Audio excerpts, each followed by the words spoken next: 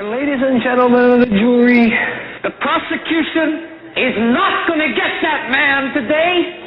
No, because I'm going to get him.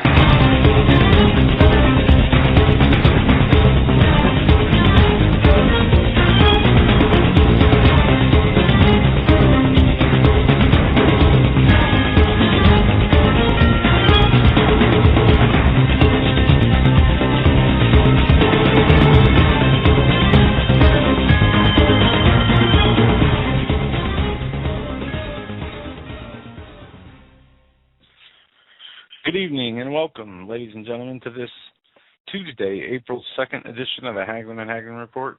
Joe Hagmann here, along with my co-host Doug Hagmann, who will be joining us in just a short second, as he was late or tardy to the broadcast, as we had some studio maintenance troubles. And with that, I think he is here. You're listening to a live broadcast.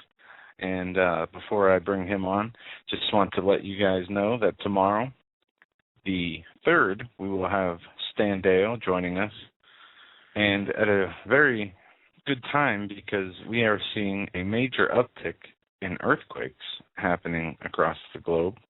Not only an uptick in earthquakes, but an uptick in the level of intensity of these earthquakes. Also, the day after that, the 4th, Mr. Paul McGuire will be joining us, a man of God who has done so much to get the message out there about the New World Order, the satanic agenda, and also the Word of God and the salvation through the Lord Jesus Christ. Now with that, I will bring on my father, who you can watch also on video with me.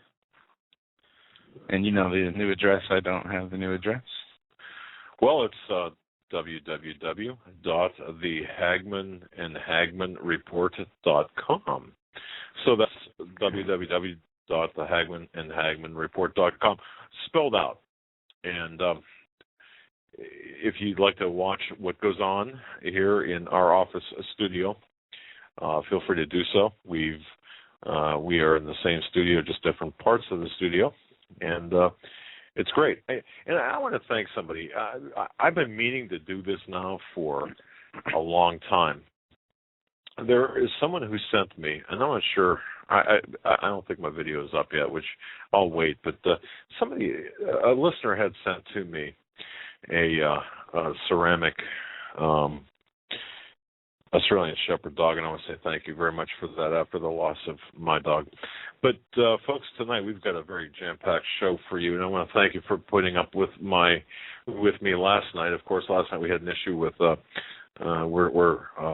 the guest, the Financial Insider, was sick, and you folks, believe me, you would not want to have him on the air.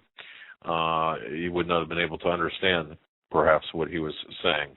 Yeah, they couldn't make it, so I decided to bail. And well, yeah. No, I'm just kidding. It was weird last night. I had a terrible headache, and it really didn't get bad until before the show. The closer the show got, the worse it got. And I couldn't keep my eyes open because I was looking at the computer screen, and it hurt. And my dad just looked at me and said, "Go home." Usually I wouldn't listen, but I said, look, it's an order because, it's just the way it was. But the big news, after the show last night, I got a call from Coast to Coast. I'm going to call from George Norrie asking me to come on, or Tom Denheiser asked me to come on with George Norrie. And one of the things that we're going to be talking about today is of course, what's taking place in North Korea, what that's all about. Really important. And folks, go to HomelandSecurityUS.com and CanadaFreePress.com, both HomelandSecurityUS.com and CanadaFreePress.com. There's an article there about what you need to know about North Korea. It's written. I wrote it. It's only a page, maybe 2 pages. Please, I would ask you to do this. I would ask you to like it on Facebook, share it on Facebook. When you open up the article on Canada Free Press, or when you go to the article on Canada Free Press, there's a like button. Hit the like button. And also on HomelandSecurityUS.com, hit the like button as well. The reason we do this is it gets a lot of exposure. The reason I ask you to do this, it gets a lot of exposure, it gets picked up, and it really does. It makes a difference. It actually gets to more people that way, and then people tweet and retweet it, and it's really kind of a neat thing. So do that. But we're going to be talking about Benghazi. We're going to be going through our new format. Joe and I sat down, and we decided to kind of basically keep the same format, but we're going to try to we're going to have a brief break at the 15-minute mark of the first hour. In fact, this hour, you've got to take a listen to. We're going to play 1 minute of a song from a gentleman by the name of Bertain Duckworth, a great friend of the show. This gentleman is talented beyond belief. We have license to use this particular song. We're going to talk more about that as the program does unfold. But it's, if you listen to the entire song, and I'll put up, or Joe will put up in the chat room, a link to the YouTube video. I would suggest everyone watch this YouTube video. When you get overwhelmed, it's easy to get overwhelmed. This song really is a great song. What a talented young man this guy is, a very talented young man. So I urge everyone to take a listen. Joe will put up a link in the chat room, in the Ashraf chat room, for that, and we're going to create a permanent link on our website. The only other announcement I do have is over the next couple of days, as long as I can keep toothpicks in my eyes or whatever. Is amphetamines, are they legal? Never mind. I don't think so. No, I don't think they're legal. No. I guess. All right. Coffee intravenously, but any kind of illegal drug you would need, I would just call the White House up. I'm sure they have a hotline where you can order on demand. Yeah, it's not a bad idea, actually. Yeah. But I'll tell you, we're going to be making a whole lot of additions to our website, a lot of material.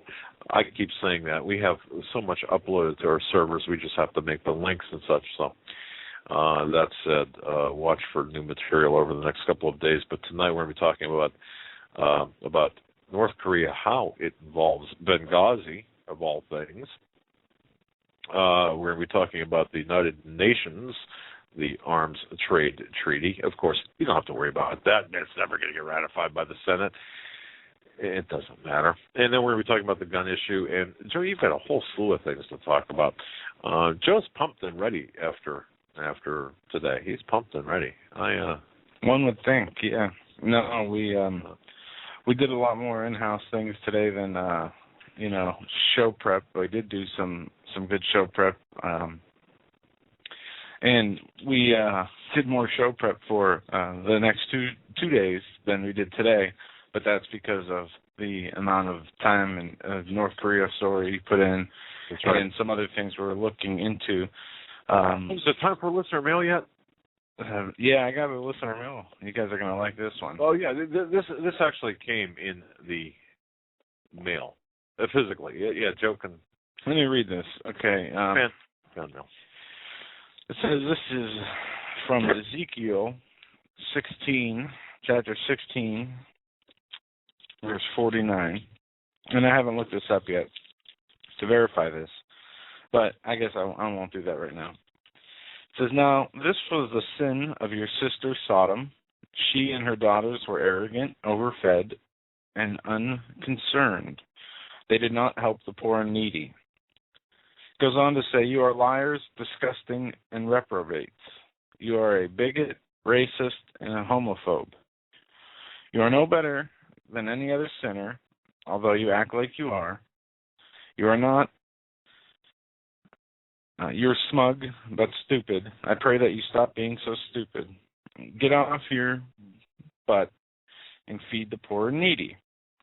You have to understand he is replacing words there. Yeah. Homos don't go to heaven. Yeah, right.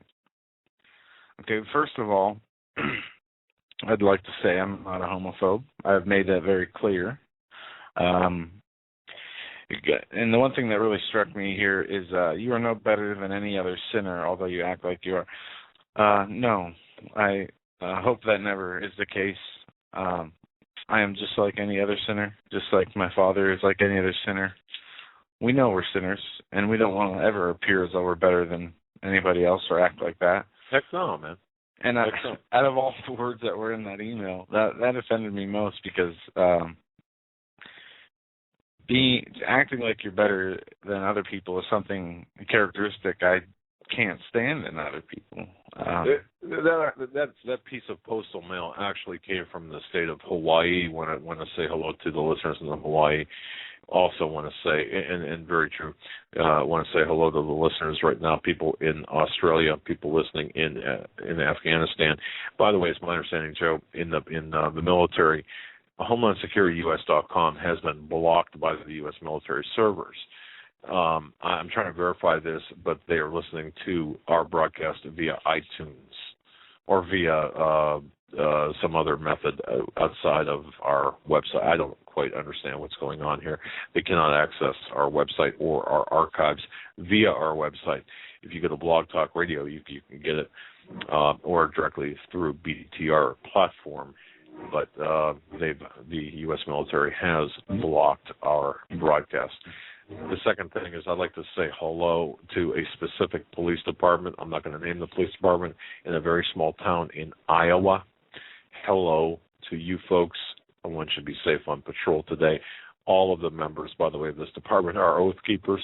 God bless you folks and keep you safe. A couple of things real quick, Joe, since we went off script a little bit. And folks, by the way, and Troy, I just want to say this. I want to thank, by the way, Christian Giant Broadcasting Network, and Troy for all of his work he's done to bring us up on video and to simulcast us as well. Troy, just hang loose for a second. I'm rebooting the camera here in my studio office. But we've got so much going on here. I do want to take this opportunity before we move on, just to address something. I was talking to a gentleman today about preparations and about the preps being made, and we don't know how long we have before everything starts to fall apart. And one of the things I like to ask every show is, what have you done today, ladies and gentlemen? Those of you on the East Coast where it's late, what have you done today to prepare yourself? What purchases have you made? What steps have you taken to better ensure your placement or your survival? And Paul McGuire, one thing that struck me about the video that he did, or one of his videos, is that the Book of Revelations talks about the front of the book. The Book of Revelation talks about it promises you a blessing as you proceed through, or as you teach it, we'll say, and as you survive until the next. As you survive through the whatever challenges you have, you're promised a blessing. So it's our duty to survive the next, through whatever crisis to the next crisis that we have to endure. But it also has a curse if you pervert the teachings of that book as well. That was a quote from Paul McGuire. I'm paraphrasing, I should say. But I thought it was rather interesting. People say, well, preparation's really unnecessary. But when you stop and think about it, isn't it interesting how the Book of Revelation does talk about, gives you a promise of a blessing if you teach it, and of course plan to survive through the tribulations, small t, that we'll experience. And of course, if you pervert such teachings. I thought that was a really interesting quote. We're going to talk to Paul McGuire about that on Thursday. I just want to jump in here. Go ahead. Back to Ezekiel 16, and back to the letter I received. I want to offer a prayer for you, the people who wrote this fan mail, that you guys be uplifted and not tear each other down. But one thing left out of the letter that is mentioned in here in Ezekiel, not only does it talk about its iniquity and its pride, it also talks about how they committed abominations before the Lord, and how the shame of the abominations, how bad they were, and how it was confounded with their other sins and justified by thy sisters. And that's not something mentioned in that letter.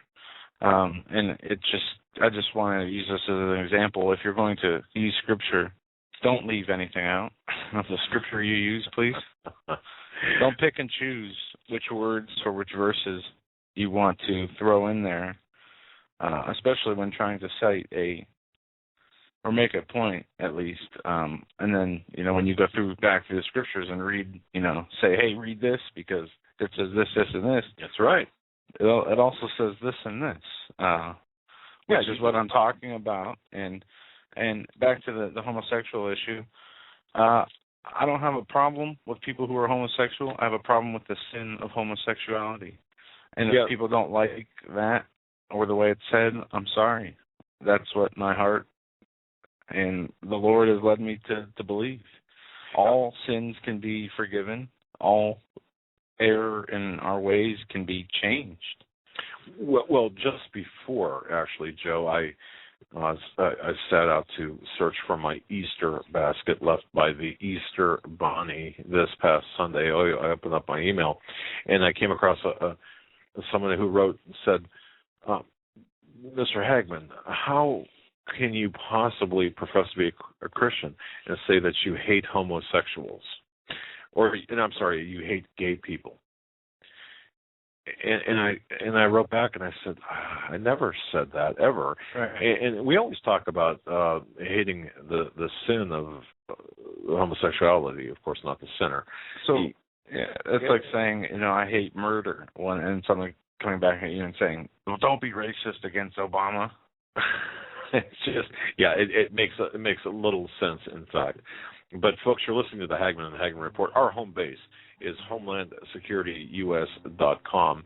That's HomelandSecurityUS.com.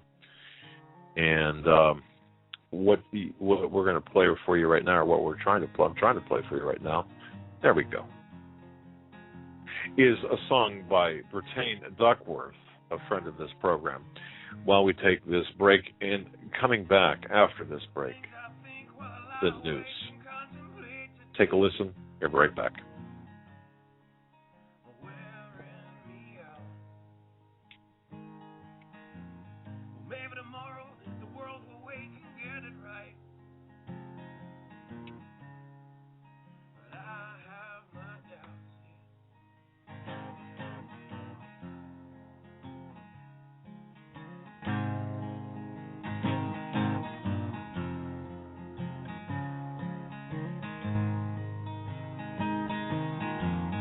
During the day, well, I design machines of war that scream through the sky. 'Cause I, for one, I like to go to bed free at night under these stars that's right. And I have my doubt that we're coming out. Yes, I have my doubt. And I have my doubt that we'll make it back out. Yes, I have my doubt. But to wind you up and pull the cord until you're spun right out. And I don't understand. So roll the dice and raise the price to feed the machine's mouth. Call it the progress of man. And I have my doubt that we're coming out. Yes, I have my doubt. And I have my doubt that we'll make it back out. And I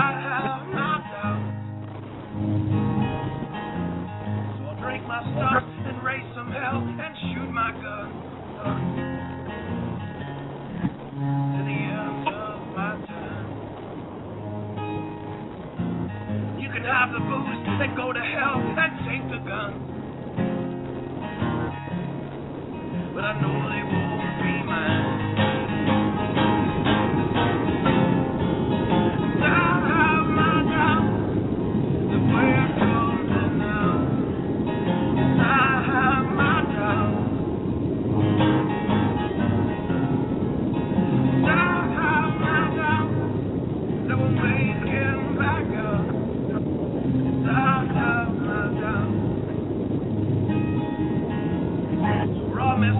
And out of touch, let's text someone.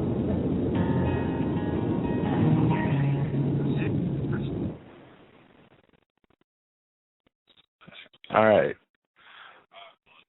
We are back, and I'm sorry about the sound quality of that. I think we're going to have to get an enhanced version of the song so we can do it justice, because it's a great song, and we heard a lot of background noise and just not distortion, but the seemed like the vocals were much lower than the instruments. So by turning it up real loud, you would distort any vocals and you'd only hear the instruments. It's a beautiful song, though, and we'll get it worked out. Yeah, as a matter of fact, this gentleman is a good friend of my stepson. His name is Bertain Duckworth. He's a very talented, extremely talented singer, songwriter. And in fact, what I'll do is I will post in the interactive chat room a link directly to the video. It's on YouTube, and he really has this. He really has this laid out really nicely. So rather than try to jam this through our equipment the way we were doing this, I'm going to just direct you directly to his video link. I would urge everyone to just bookmark it, share it on Facebook, do whatever you need to do, but listen to it. And when you have those doubts, when you are in that period of doubt, listen to that song, because he can. It's almost like I don't know. It's really it's kind of, it was cathartic for me, I should say. And but again, his name is Bertain Duckworth. He's a man you're going to be hearing more about. A very talented singer songwriter, a great guy, and the link, I have it posted in the interactive chat, and we will make it a permanent feature on HomelandSecurityUS.com. Although we're not in the business of taking payola or spinning records. I guess I'm dating myself now. We are in the business of telling you what the news is behind the news, and of course that is what we're going to do right now. Apparently I'm having some video troubles, so bear with me on that in the meanwhile. Yeah, let me jump into some news here. Yeah, let's do it. And this is going backwards, probably from some important stories into the important stories. Stockton bankruptcy can move forward, a judge rules. Federal judge ruled Monday that Stockton is eligible for bankruptcy protection over the objection of creditors who argued the city could come up with more money. Now, this is something that cities all across the nation could be seeing, will be seeing. Maybe our whole nation will be seeing bankruptcy issues, as our national debt is a staggering, 16+ trillion. All right, Troy's back up. The video should be back up soon. Just an update. Goes on to say, U.S. bankruptcy judge Christopher Klein said Stockton can move forward with a plan to reorganize debt. He twice stated that the creditors had acted in bad faith and had refused to pay their share of the cost for negotiations. The creditors got a big black eye today. Carl Dennison, an attorney who helped draft the legislation that could guide Stockton's mandate mediation before filing for bankruptcy protection. Now the stage is set for the real dogfight. So what we're seeing here is a city declaring bankruptcy. Now, with that bankruptcy comes a protection where they don't have to pay creditors. who would creditors of the city be? Work contractors, private-owned businesses that are doing, whether it's building new schools for the township or building any kind of construction work, any kind of infrastructure work that is being done. The town that's declaring bankruptcy could be forgiven for those debts. Right. And if I can, I'd like to go to an audio. It's 5 minutes. It's Gerald Celente. U.S. has wars to fight, not spending money on eroding infrastructure to fix. Yeah, and as you drive over the bridge that you're going to drive over, as you drive over the pothole and need an alignment, think about that. I laugh here because I drive through a manhole-sized pothole every night when I go home that I'm surprised my car does not fall into, and I don't turn into another story of a disappeared man from a sinkhole. Of course, that's why I have to drive you sometimes. You want to destroy my vehicle. Well, let's go to the clip. Go on. All right. Let's get more than now with trend and forecaster Gerald Celente. He's got something to say about this. He's joining us from the US as well. Gerald, evening. I mean, the investigation's still continuing, of course, but end of the day, how worried should ExxonMobil be now about legal action, etc.? Well, what did they say? $1.7 million fine for poisoning the Yellowstone River? So it's no money at all. This pristine river ruined for how long? And one after another, there's atrocity after atrocity. Whether it's oil, big oil, or banks too big to fail, the word justice in America is being misspelled. It's J-U-S-T-U-S, just us, not them. So you don't think... They buy their way out. Let me just ask them, so you don't think the executives watching what these people are going through, turfed out of their homes while this mess unfolds, are worried tonight? Surely not. Of course not. I mean, look what happened with the Gulf of Mexico. It's been destroyed for how many, probably, how many hundreds of years. This stuff doesn't evaporate. And again, it's one atrocity after another. You heard President Obama say earlier last year that they were opening up the Arctic Circle area, the pristine Arctic Circle for drilling. And then you saw the debacle with Shell. And, of course, he promised that it would be much better this time, and it wasn't. And then you look at the United States infrastructure. According to the American Society of Civil Engineers, we're talking about, I heard, talking about a railroad spill. It's going to take an estimated $3 trillion just to bring the American infrastructure system up to par. That's not improving it. That's just keeping it from breaking down further. So you see, Kevin, the United States has more important things to do than worry about the infrastructure, worry about spilled oil. It has wars to fight overseas, and it has more to come. It makes my next question to Gerald look a bit small. Actually, I was going to say, do you think any lessons could be learned from this latest spill? But according to you, the picture's much bigger, much grimmer, yeah? It is. Again, you're looking, this isn't my words, this is the American Society of Civil Engineers has been warning about this. Has anybody been to, I'm a New Yorker, has anybody been to New York recently and rode the subways? It's a day in Calcutta. The entire American infrastructure, its rail system, is speeding into the 20th century. There's potholes throughout the country. So we're going to see more and more of this because you have to understand who regulates this.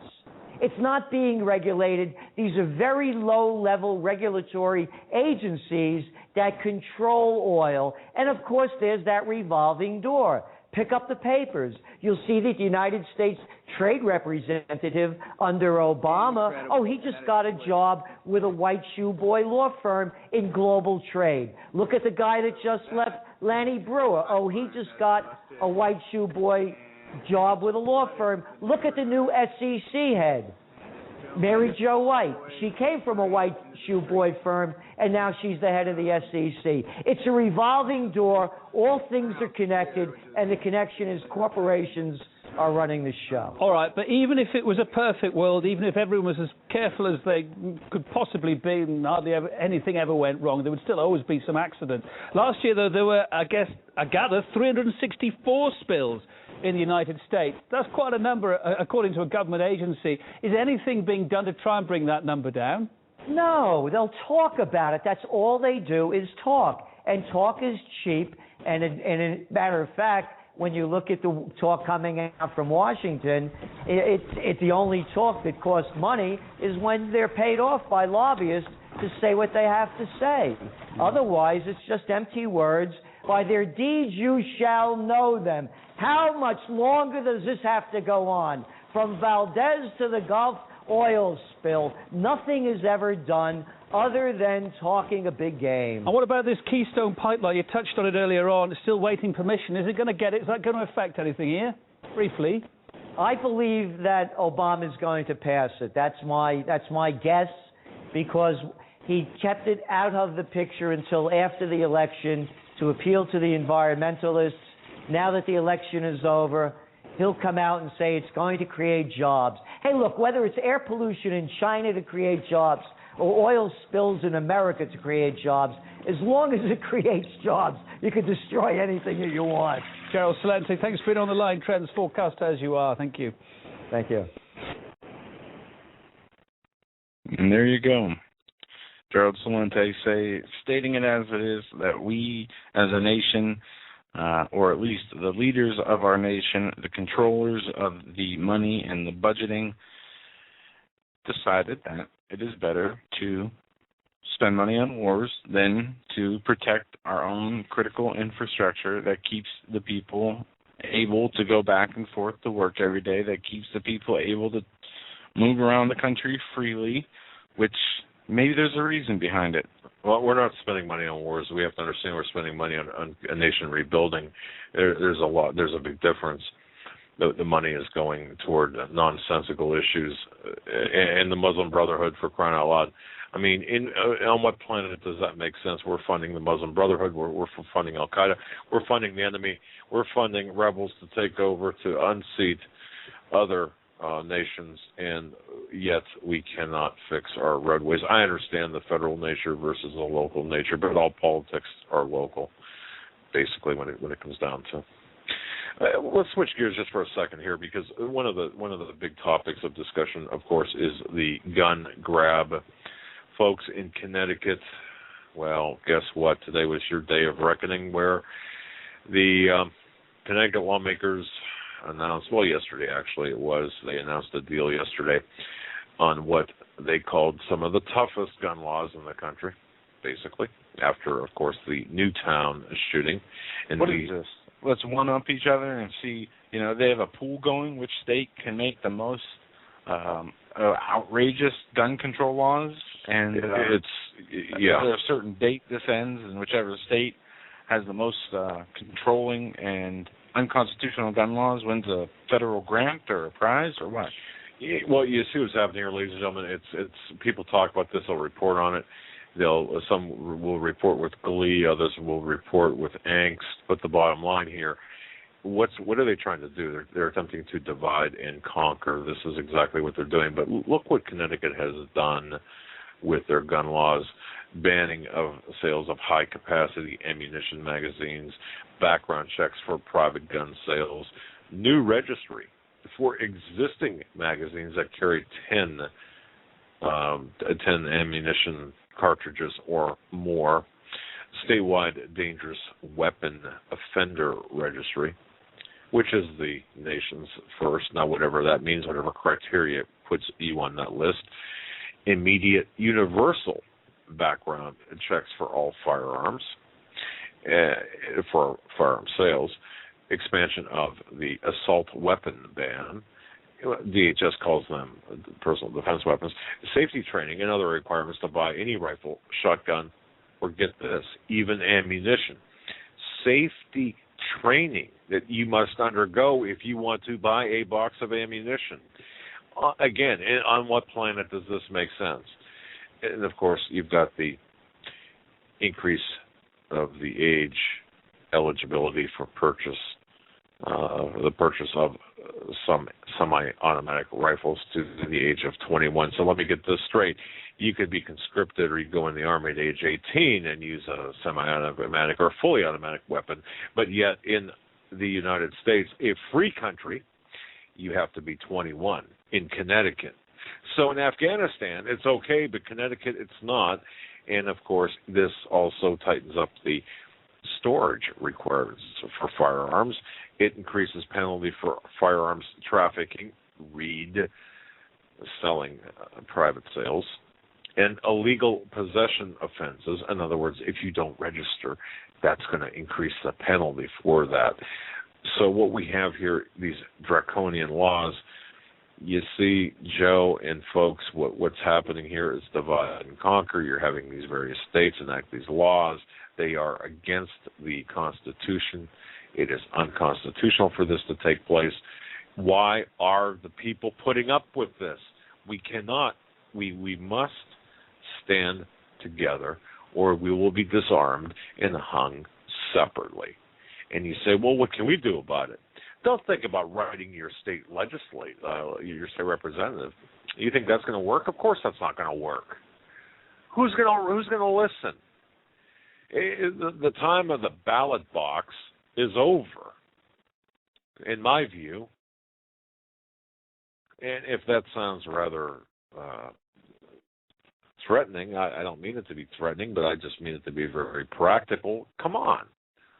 Yeah, and before we continue on our gun control news story update, I want to hit this. DHS explains plans to buy 1.6 billion rounds of ammo. We're buying in bulk for significantly lower costs. So we're already setting a precedent here. For all the people who denied the DHS were buying these bullets, for all the people who said, this is just a conspiracy theory, after the DHS was confronted and continued to deny the reasoning behind the purchase, probably to figure out some kind of common sense idea to throw out there to make sense of the purchases. We get this article from CNS News stating the Department of Homeland Security admits they're buying ammo, but now it's to buy it in bulk for lower cost. Right. But the numbers don't match. And by the way, it did take General Napolitano, I think, 2 weeks to really answer this question in this fashion. You see, it's lies, all lies at every level. It's a lie. But go ahead, Joe. What's the math on this if it doesn't match?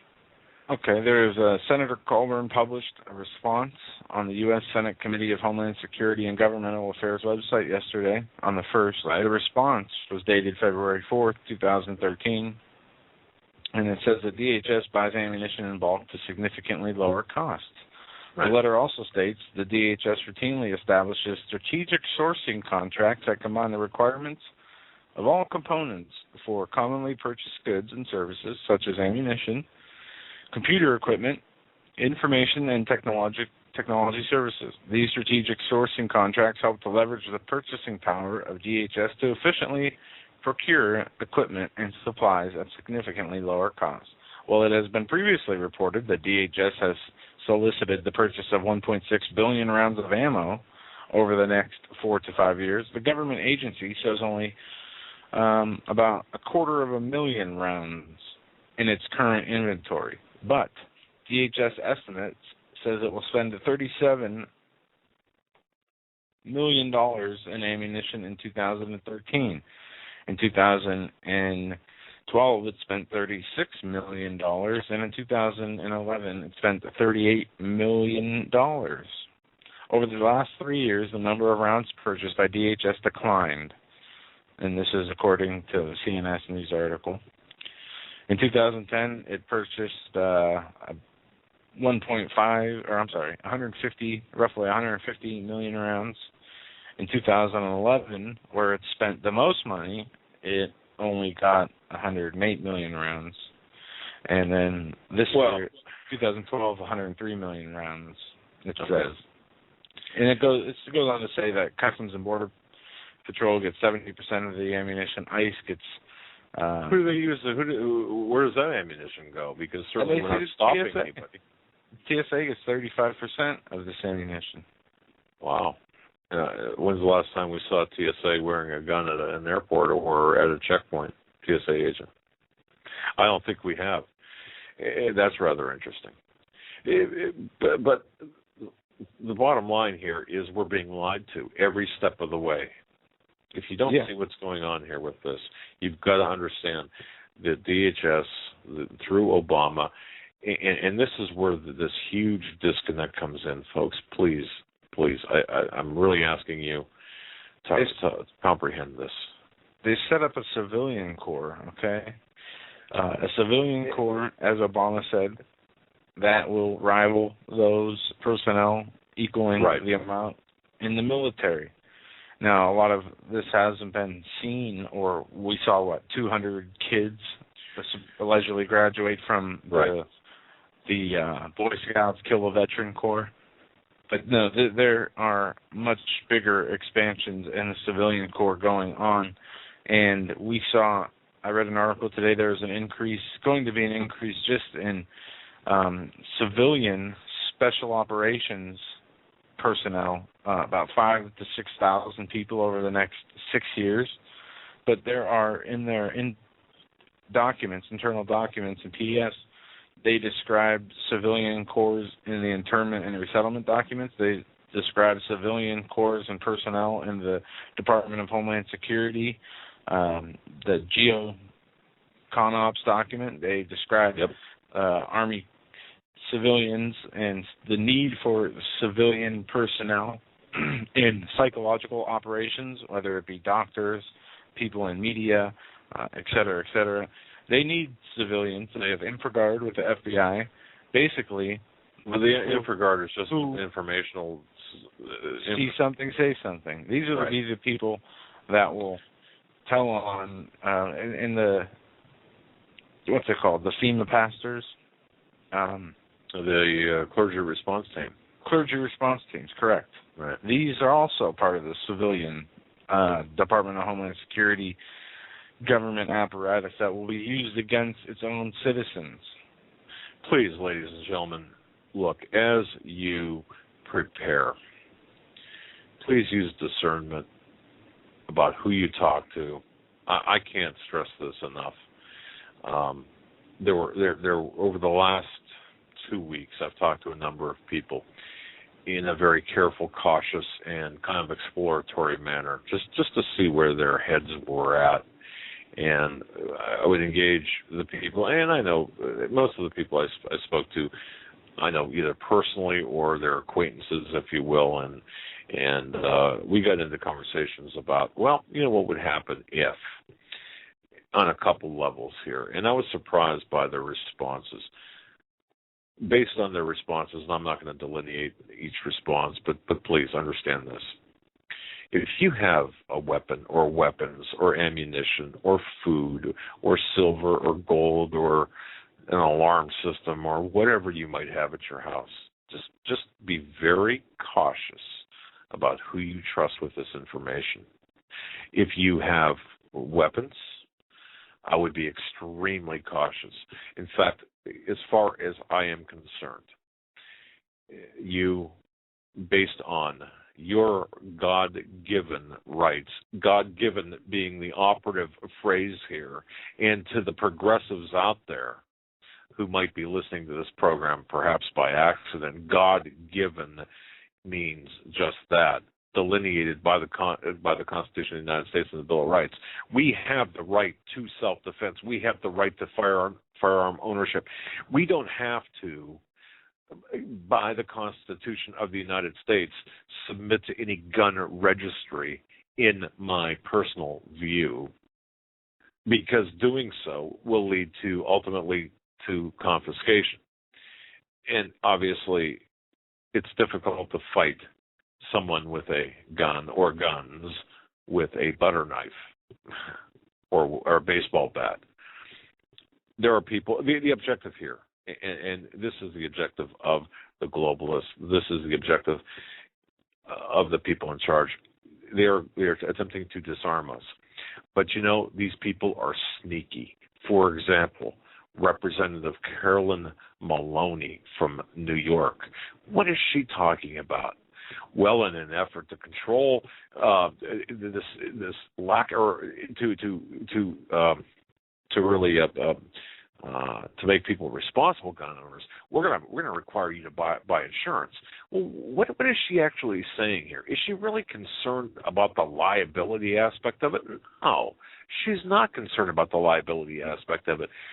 She's concerned, or they are going for, the record keeping. This is all about compiling lists, making lists and checking them twice. This is what this is about. Because once you admit or once you disclose that you've got a firearm, I wouldn't even tell my doctor if I had a firearm. I would not tell my doctor. I wouldn't tell anybody if I had a firearm. Because why? It's none of their damn business. None. Because in the end, these lists are going to be used for the purpose of disarmament. Those people out there with rose-colored glasses on that walk through life thinking that this is nothing but just, hey, let's be responsible, let's be reasonable. I hear that all the time. Baloney. It's not about that.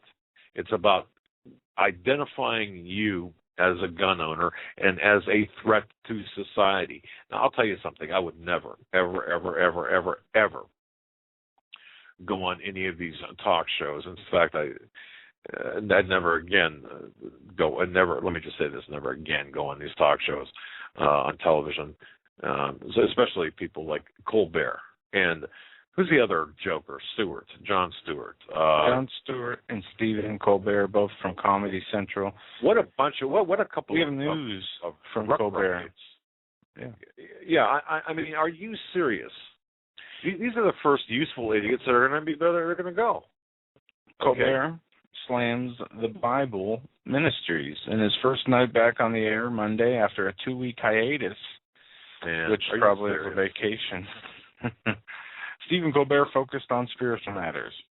As America's most influential Catholic... Wait a second. He's focusing on spiritual matters? This immorally bankrupt spiritual cretin is focusing on spiritual matters? That would be like me giving advice on how to fix a car engine. But go ahead. Or the economy. Okay. Right. But yeah, I get your point. You're right. It goes on to say Colbert, America's most influential Catholic, and there's an article from last week I missed that talks about, even though supporting abortions, Nancy Pelosi and Joe Biden received communion at some Catholic church. But regardless of that, as a former Catholic and as a graduate of seminary, I want to know how that works. Yeah.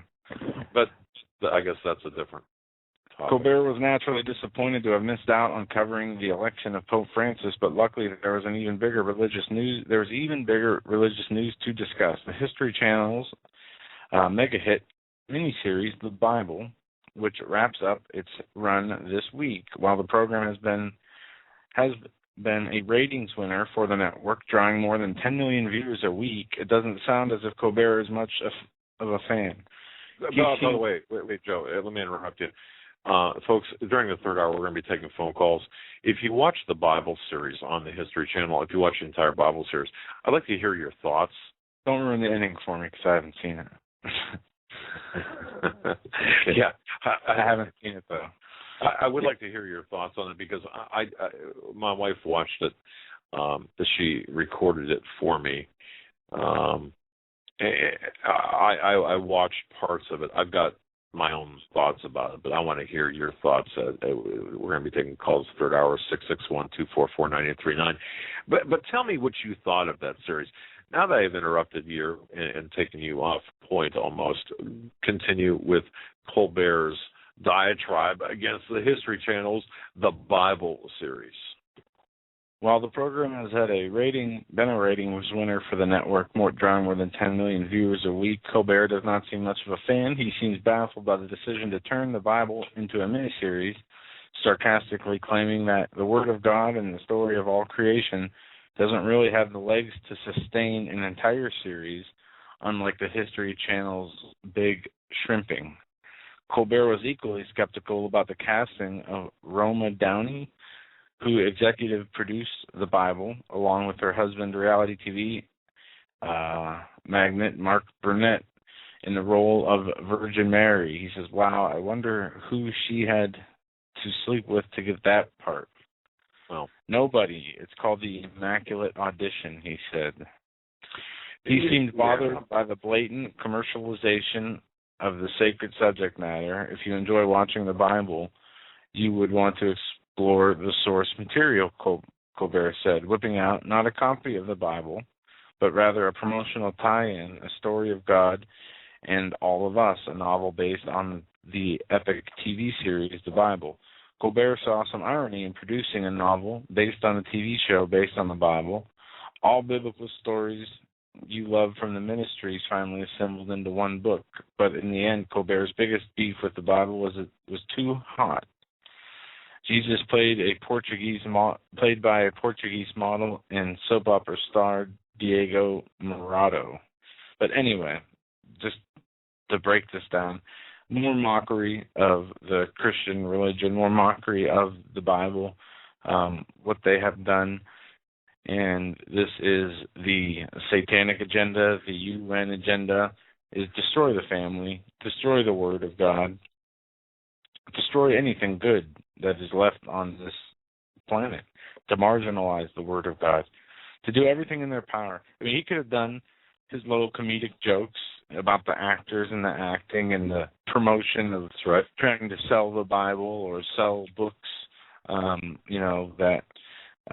in his opinion, through his opinion, he could have done this in a much more tasteful way, tying it back to the Bible in a truly religious book of Christianity, saying that we should not mock the Bible, we should hold this more sacred than any other book. But instead, he went the opposite route, tearing it down and making jokes about it. You can't have any intellectual discussion with people like Colbert or Stewart, these intellectually and morally bankrupt individuals that play right into the hands of the Hollywood elite, the Illuminati-controlled Hollywood, and I find myself saying that more and more Illuminati controlled, and Illuminati this and Illuminati that. Well, at the very heart of this Illuminati system is in fact the Luciferian agenda, the satanic agenda, these Luciferian people, and this is what we're talking about. And these people laugh at us, they mock us as Christians. And how dare you mock us? How dare you have the audacity to mock us and to make to marginalize us when you, in fact, are intellectually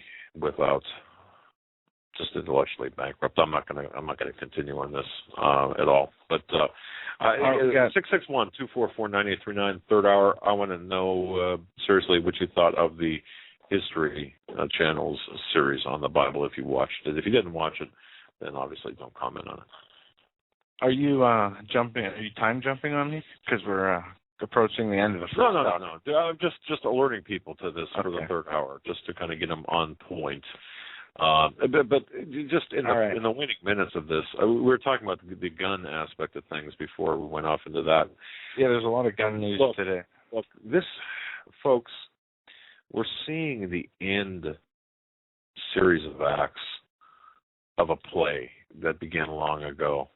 Understand that everything we're seeing on a domestic basis and everything that we were seeing on an international basis is all connected.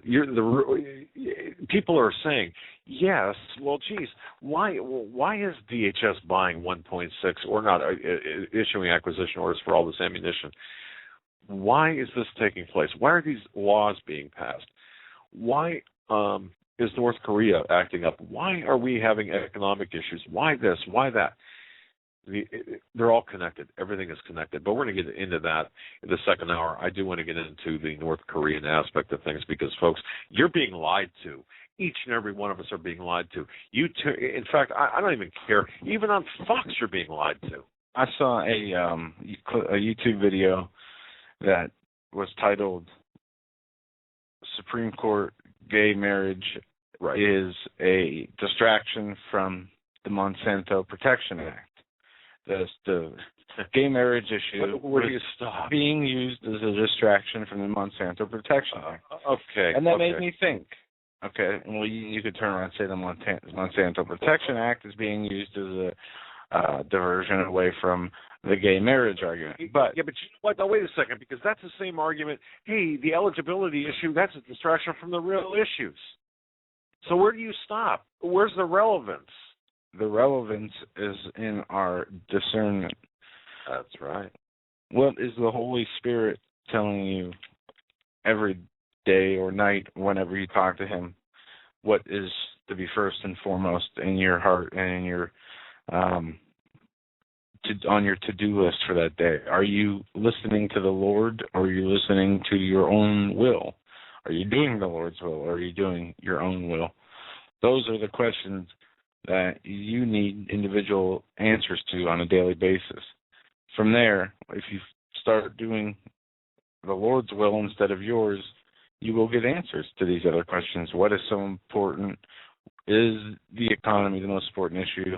Is the rumors of war, which a friend of mine has been talking, we've been talking about this, has brought the actual Matthew 24 wars and rumors of war, what we see with North Korea, to a whole new level. When in our lives have we ever seen rumors of war such as we do today? That's why I labeled or named the show Cold War 2.0. Right. I wasn't really alive during the Cold War. I don't remember what that was like.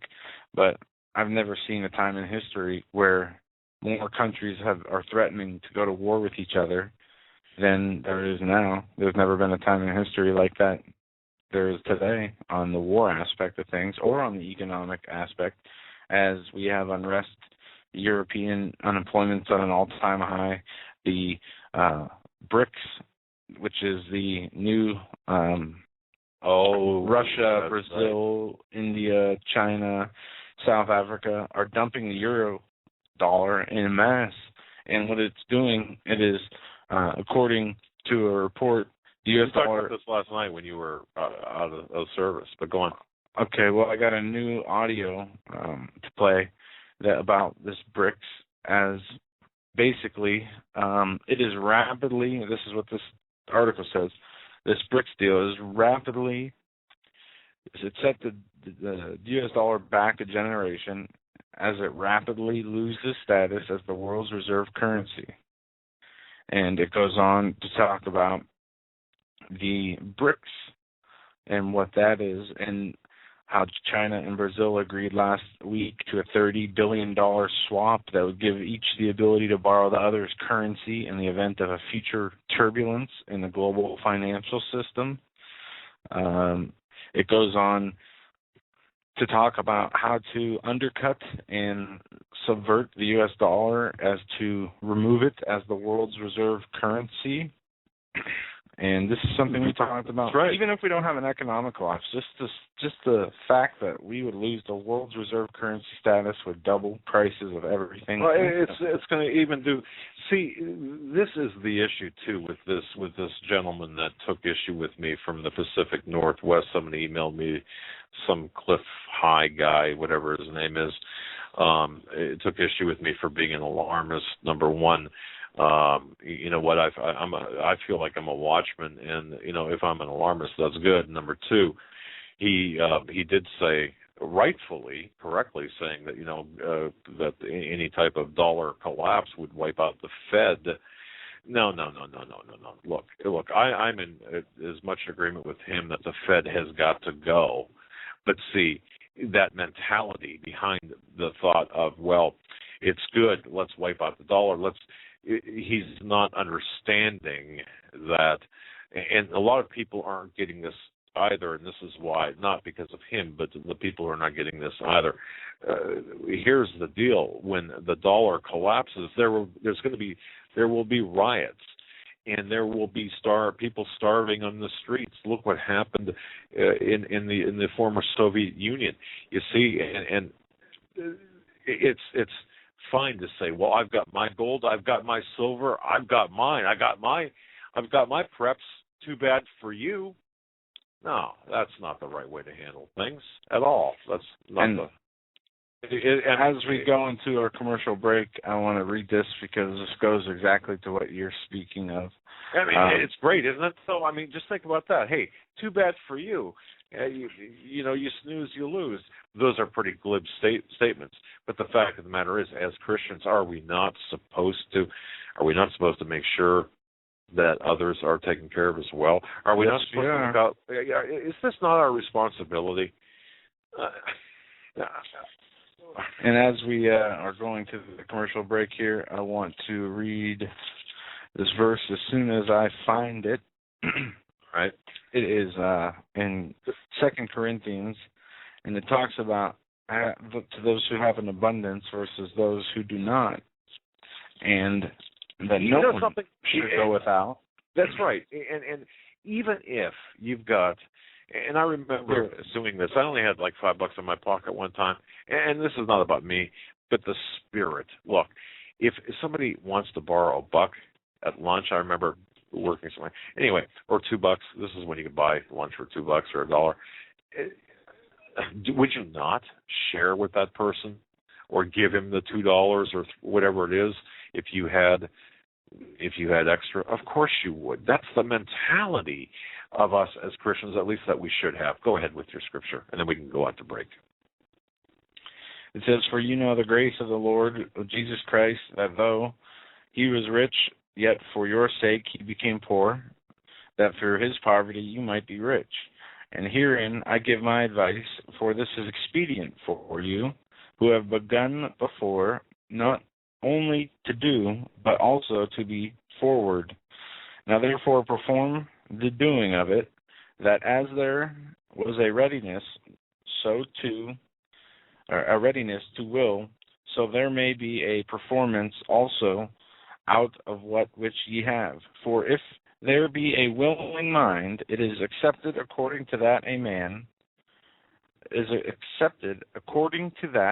hath, and not according to that he hath not. For I mean, not that other men be eased, and ye be burdened, but an equality, that now at this time your abundance may be supply for their want, that their abundance may also be a supply for your want, that there may be equality.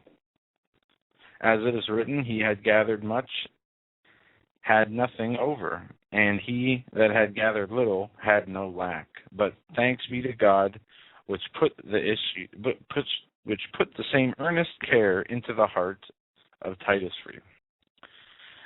So basically what I take out of this is those who have enough and more, you give that to those who are that whatever more you have, you help those who have less. And it is a willing form of giving. It is a willing, if you want to call it socialism, as a lot of people like to dub. That's not socialism, but okay, I get where you're going with that. He who has being charitable. Correct, but it is also the answer, or would have been the answer, to what we see in our country today with welfare. We would not need welfare if we had a society that took care of each other. We would not need welfare if we had people that looked out for their neighbors, looked out for one another. We would sustain each other through all trials, tribulations, things good or bad. Folks, if you're listening to the Hagmann and Hagmann Report, we're already 3 minutes late for our first break this April 2nd, Tuesday. We'll be right back after these short messages. Stay with us.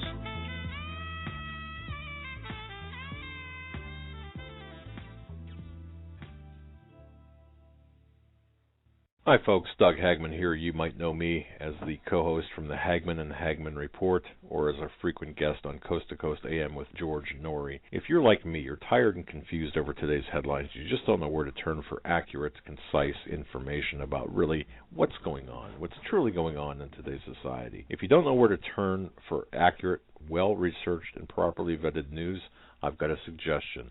In fact, it's a requirement. Bookmark Canada Free Press. That's CanadaFreePress.com on the internet. It's just not for Canada. It's for news across the world. Judy McLeod, founding editor, has put together a vast array of talented writers like Kelly O'Connell, Daniel Greenfield, Dr. Eileen Johnson-Powell, a lot of guest columnists, very talented writers. Folks, that's Canada Free Press at CanadaFreePress.com. Now mobile friendly. Follow on Facebook, because without America, there is no free world. Survival of the fittest. In any and all situations, survival is your number one priority. That requires being tough and thinking smart. And the folks at Freeze Dry Guy are going to help you do just that. They have the long-range patrol ration entrees, what they call the Brick Pack. When you're in survival mode, it is absolutely the best item for your survival pack or bug-out bag. You can go farther, faster, and carry more food with the LRP cold weather ration entrees. Not only do these long-lasting, durable entrees help sustain you or your family through the harshest environment or situation, they are by far the most delicious of their kind. No contest. With a variety of tasty entrees, you can't beat the LRP Brick Packs. Let Freeze Dry Guy help you in your survival situations. Go to freezedryguy.com. That's freezedryguy.com. Or call 866-404-3663. That's 866-404-FOOD. You better wake up fast and listen to this, America. The Obama campaign has launched attack squads disguised as truth teams dedicated to intimidating and silencing all political dissent carried over the internet that criticizes the Marxist Obama.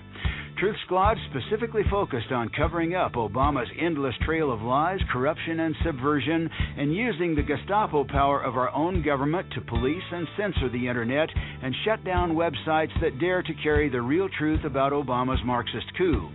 Remember the names of these Gestapo-style agencies at work right there in your neighborhood: KeepingHisWord.com, KeepingGOPHonest.com, and AttackWatch.com. KGB, SS, and Gestapo-style police-state gangster organizations at work to silence the important voices of patriot dissent, some of which have already been shut down by Obama's orders. Adolf Hitler would have been proud. We're the 21st century Tea Party patriots.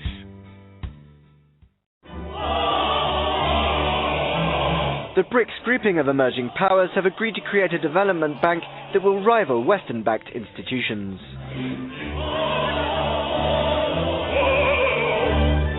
The announcement came as the leaders of Brazil, Russia, India, China and South Africa gathered for a summit in Durban.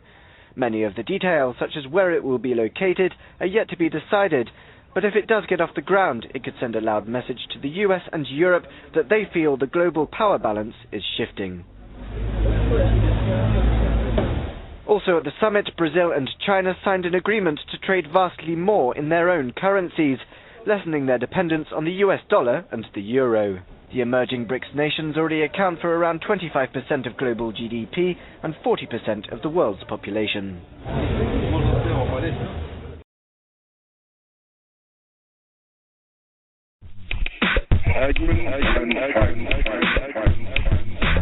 You want answers? I think I'm entitled. You want answers? I want the truth.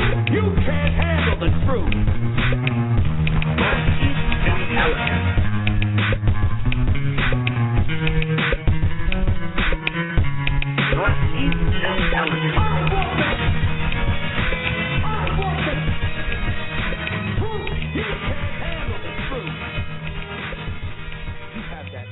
And welcome back, ladies and gentlemen, to hour number 2 of the Hagmann and Hagmann Report for this, the second day of April 2013. I'm Doug Hagmann. With me in studio is my co-host Joe Hagmann. Together we are the Hagmann and Hagmann Report, where we bring you the news in 3D. And we are also being simulcast on the website www.thehagmannandhagmannreport.com. And for that, we want to thank the Christians United Broadcasting Network for broadcasting us in high-def video. Of course, the want of the infamous blue dot from the William Kennedy Smith rape trial back in the 90s comes to mind, but we won't go there. But the issues at hand here, and let's hit this head on and direct. Folks, you're being lied to about everything that's going on in the world today. Hard, bitter pill to swallow, but it's true. We hear about the drums of war beating, but not everyone is really understanding what's taking place. The drums of war, in fact, are beating. Yes, they are.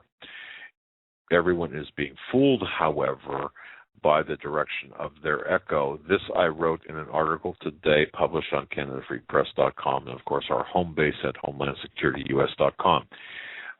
Please understand what's happening here, folks. The situation that involves North Korea is, in fact, a diversion. It's a part of a magic act it's a play. It's a play that we as people are supposed to be watching and taking in with the trinkets and the magician pulling the rabbit out of the hat and the multiple plays and what have you. This is what this is.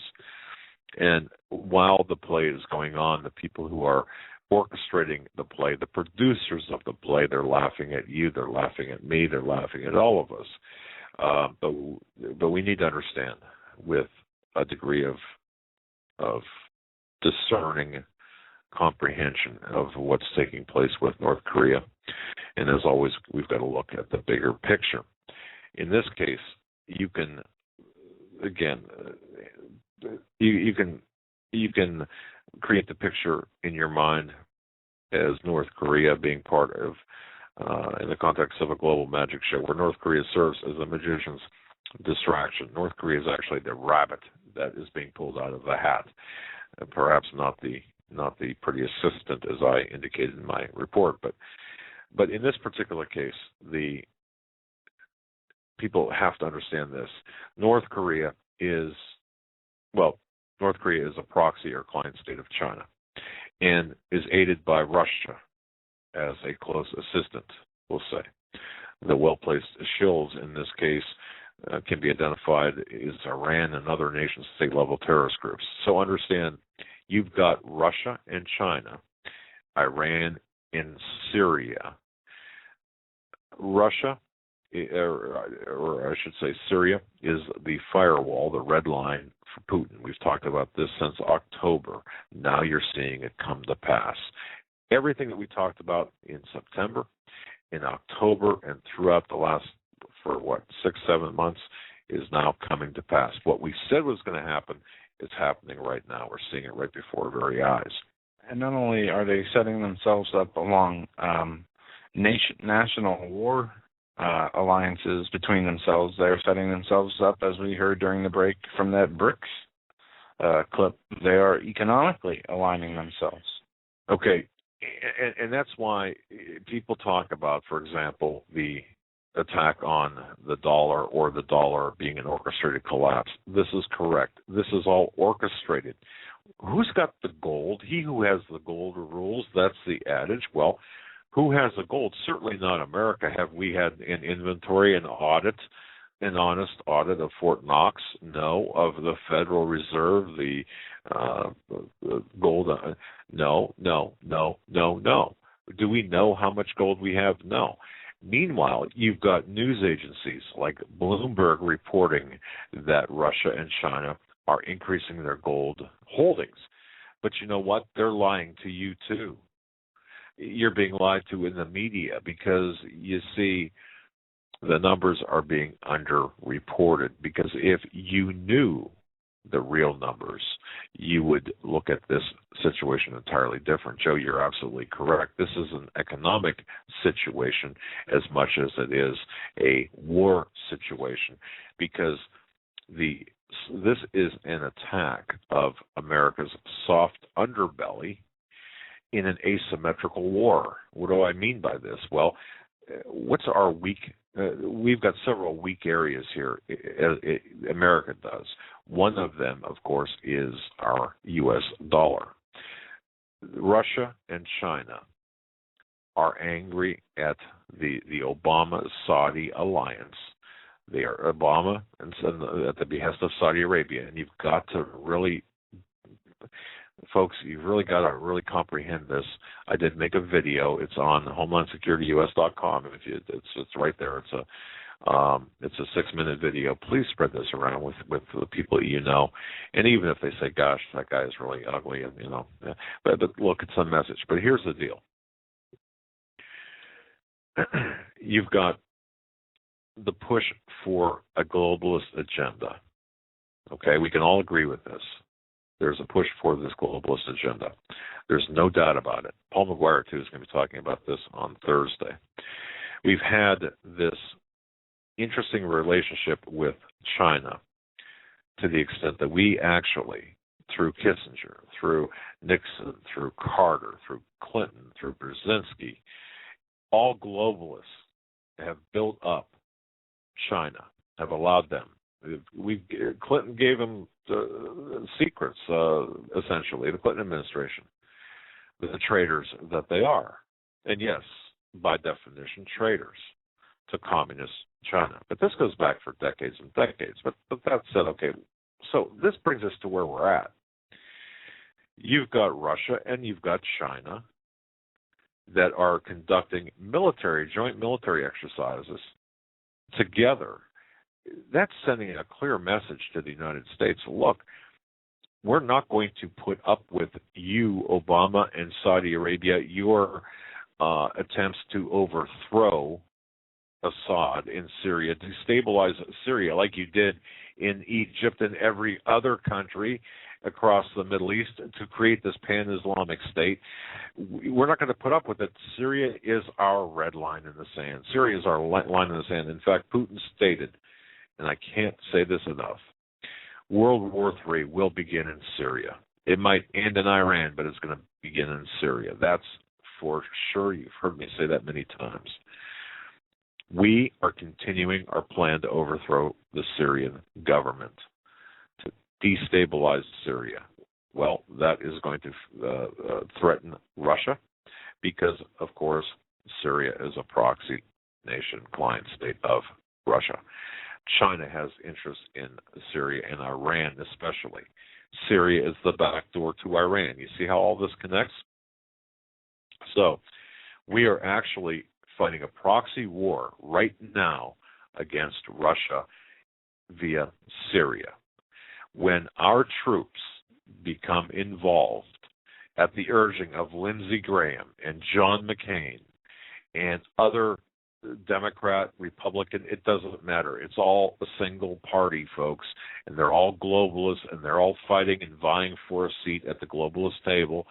When we start fighting on the ground in Syria, we are going to be fighting essentially Russia, and to a lesser extent China, but nonetheless China's interests to protect Iran. 3 to 6 months, or 3 weeks, I'm sorry. If we see any type of action, it'd be from now and 3 to 6 months from now in Syria, whether it be a chemical weapons attack or whatever it might be, you will see the other shoe drop in the Korean Peninsula because military assets are being built up on both sides. But right now, it's just a war of it's a showmanship type event over there. North Korea is not the issue. North Korea is a symptom of the cancer that is Barack Hussein Obama, Hillary Clinton, and every globalist and international banker in existence. The reason North Korea right now is acting up is because of our policies and activities in Syria. This is what Benghazi was all about. This is why we can't get one answer, one simple, single answer that's not a lie about Benghazi.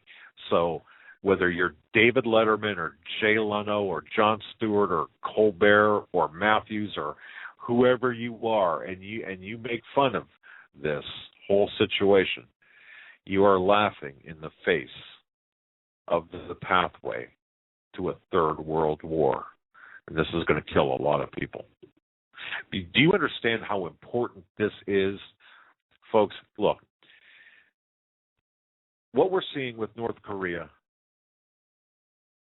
is the result of our policies with Saudi Arabia. There are three objectives, three primary objectives, according to my military intelligence source, that are taking place in Saudi Arabia or in North Korea. The first thing the Chinese in particular the Russians, the opposing side, they are compelling the United States to spread out our military assets. And you know what? That's a really big problem, especially when you've got this administration in particular that has gutted this military from the inside out. And you know, maybe an important question to ask right now, why did Obama purge the military officers? Why was there a purge of military officers? Are there now just a bunch of yes men in the military as opposed to actual warriors and generals? Here's the thing. You've got this necessity now to spread out our military forces. This weakens our ability to fight here domestically, to protect our assets here and elsewhere. The second thing, this occupies the diplomatic, the whole diplomatic infrastructure of our country. But even more important than that, this costs us money we can ill afford. So there are three basic collateral effects of North Korea. North Korea is not the problem; it's a symptom of the problem. Does it make it any less dangerous? No. Let me ask you a question from RoboMom in chat, and it's a good question. Well, if North Korea is our enemy, and China and Russia are their proxies, why are we training Russian soldiers here in America? Okay, and that's a great question, because I had that question too. And thank you for asking that, because I'm confused. I've got a list of I got a scorecard here of players, and I'm confused. Here is how it works out. What we're seeing is an illusion. You see, it's kind of like, as it was explained to me, like, for example, the mafia, the Chicago mob, the New York mob, the Miami mob, the Los Angeles mob. They're all in the mafia, so to speak. Okay, and there of course are activities and agendas, crime and such. All right, that's what they're heavily involved in. That doesn't mean they're not going to have disagreements or kind of vie for position, for territory and such. You know, so there are going to be situations that will arise that will pit one against the other, one area, one mob against the other and such. But there, as far as the larger picture, the bigger people above the leaders, and there are the leaders above Putin and Obama, the globalists that really run things, the people that finance both sides of conflicts. These people, what they are doing is they're calling the shots while we are looking at Russia and China, for example. It's an illusion. It's all part of the illusion. It's for public consumption. It's to perpetuate this lie that we need a common enemy, or that we need an enemy, or we need to be in a perpetual state of war. But in the end, it's all part of this multi-series magic act that we're watching, and we're getting now close to the final act. We are in preparation. They are preparing to cut up the world into 10 economic zones. You see, the one big thing that has stopped us so far, or stopped the globalists so far, is the United States of America. The fact that we have freedom of religion, the fact that we've got freedom to own a weapon, the fact that we've got the freedom to speak on programs like this, but not for long, ladies and gentlemen. We're not going to have these freedoms for long, because what Obama is going to do, and this is part of this agenda, what this administration, and I don't care if it was Bush in the office right now, whoever is in this office has already agreed to continue the agenda, the continuity of agenda. And I let me go back to the elections of 2008. Remember when Obama says, boy, things are going to change around here, you know? And did they change? Not one bit. Why is that? Because there's a continuity of agenda, because there are people above him that are actually calling the shots. So what you're seeing is this great illusion. Now, that said, and people who, and by the way, people who would say, well, I can't see, for example, and I got a couple of emails about this too. I can't see where this has anything to do with the Middle East. Well, it has everything to do with the Middle East because this is part of the nation building. If you go back to World War I, the Treaty of Versailles, or just go back to the early 20th century, after the First World War and then Second World War, which country played a very important role into drawing up and cutting up and carving the areas in Europe and other places, the nation, the boundaries, the lines, building the nations? Well, it was England. It was the United Kingdom, and that's not by accident, along with the United States, but primarily the UK. Okay, now think about this. They carved up those lines and made countries out of areas that didn't make any sense. They split. It would be like putting, dividing our family house in half and joining it with someone who, the family that we had nothing in common with, and trying to make that one house. Well, that's what they did, and of course they set us up for the First, Second, and now the Third World War.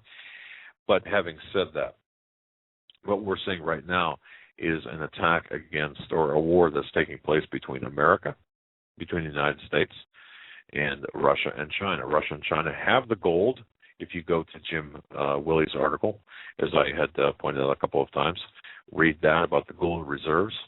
Look at and Joe, you mentioned this earlier about the BRICS nations forming now, getting away from the U.S. dollar as a world reserve currency. Why? Because what's the dollar backed by? Nothing. Well, not quite nothing.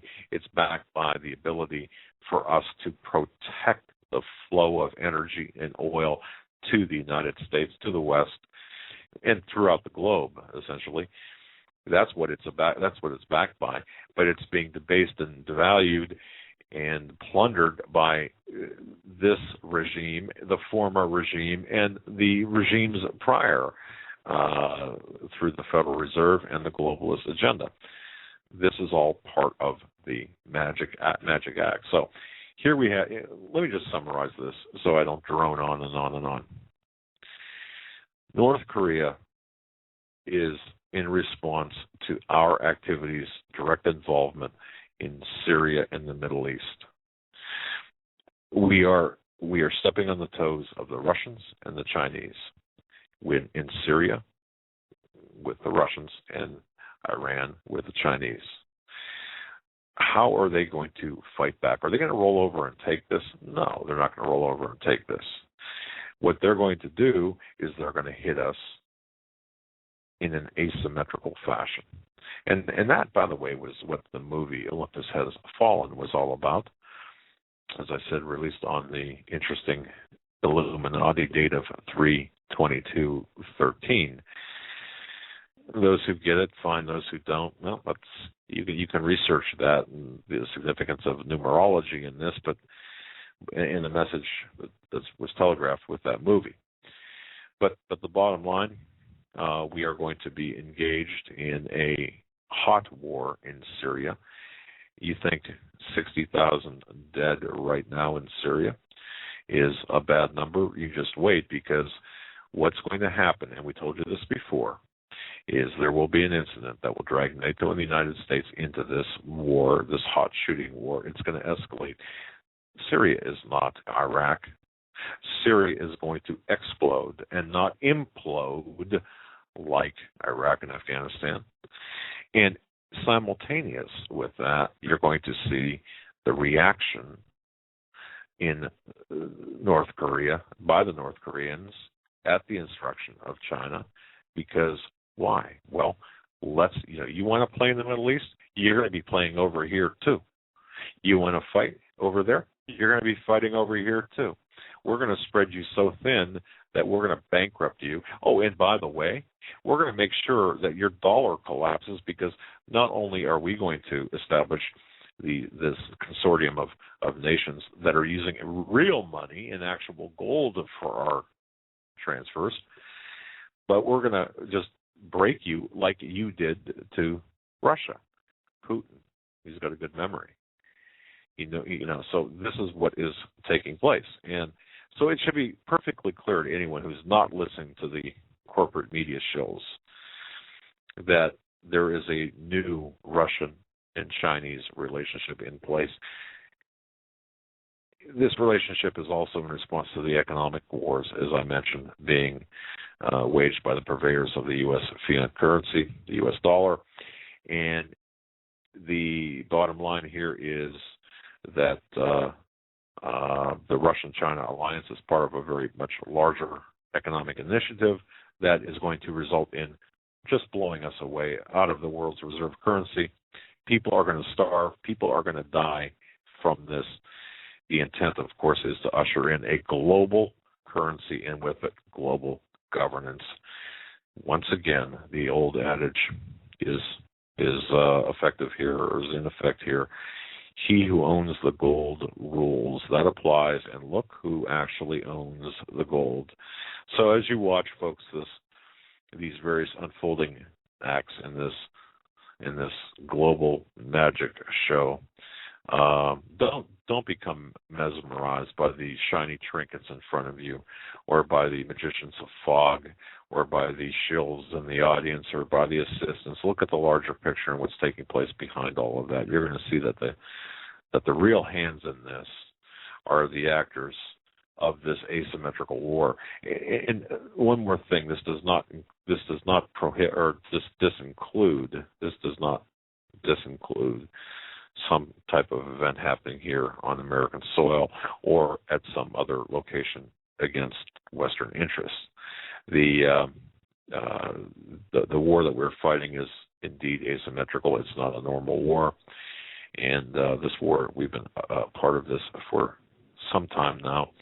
But we've largely remained under the spells of these magicians, and dare I say, these occultists, these Luciferian type of leaders. And our attention has been directed now to the North Korea, which is exactly where everyone wants you to look. Meanwhile, havoc will be raised in Syria.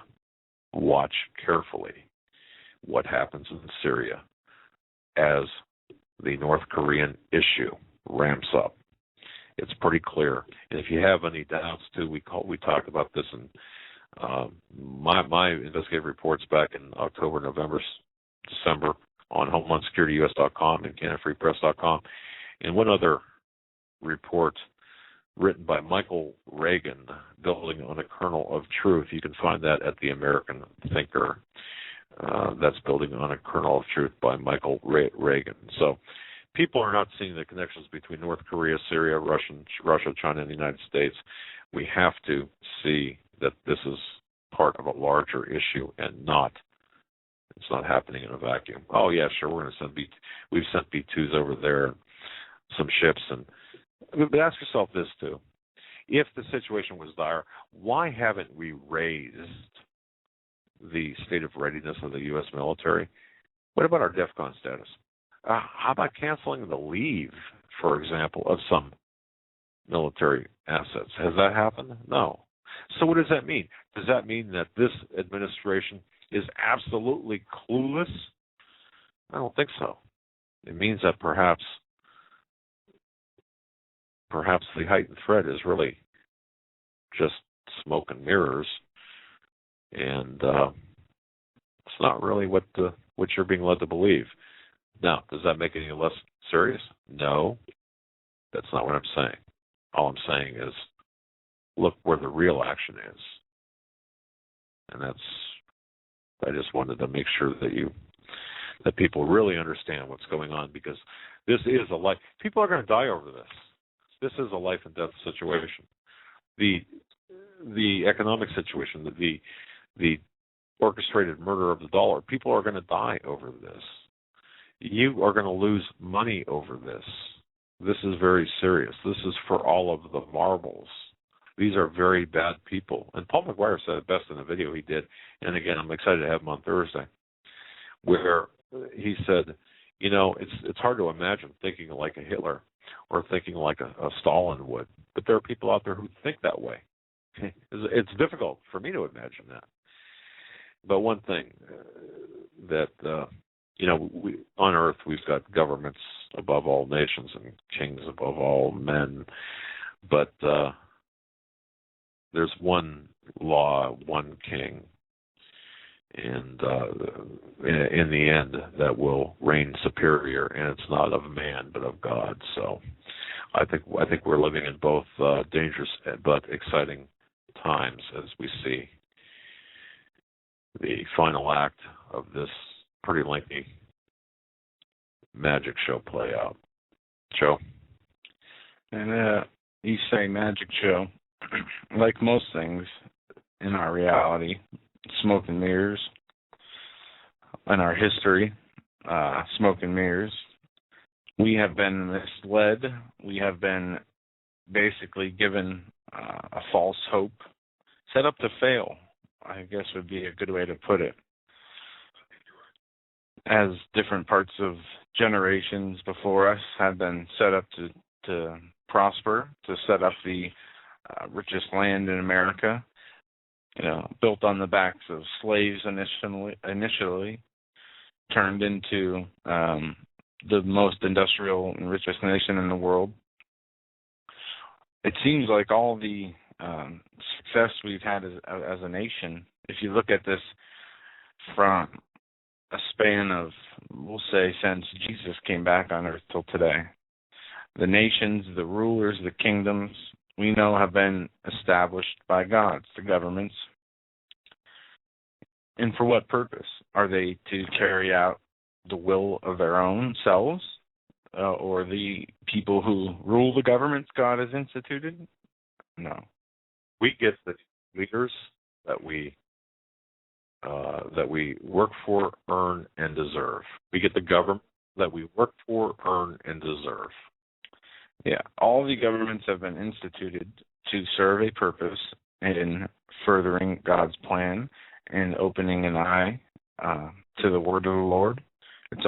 Everything is done for a reason, interconnected through an unseen spider web, which we will not know what that really looks like, entails, or involves until we are shown it all and it is revealed to us. One second. Okay, you're either really muted. Okay, there you go. You're either really muted or really low, but go ahead. Is that better? Yeah, I did the thing. No. All right, if I can, and that's this. Everyone listening to this broadcast, if you attempt to talk with people, I got a nice email, a listener named Phoebe, who did talk with her family during the Easter holidays, and how she had a difficult. You're garbled. The chat room says. You sound like you're talking. No, I'm kidding. I'm sorry I keep kicking the camera, viewers. I got to get this set up better. No, Netanyahu did not email my father, for there's somebody asking in chat. What are they hearing? I don't know. Can you hear me now? Yeah, I can hear you now. All right. Getting back to what I was saying, I received an email from someone named Phoebe, a listener of this program. Thank you, Phoebe, for your email. But she was discussing with me, or she emailed me about her discussions with her family members, trying to wake people up.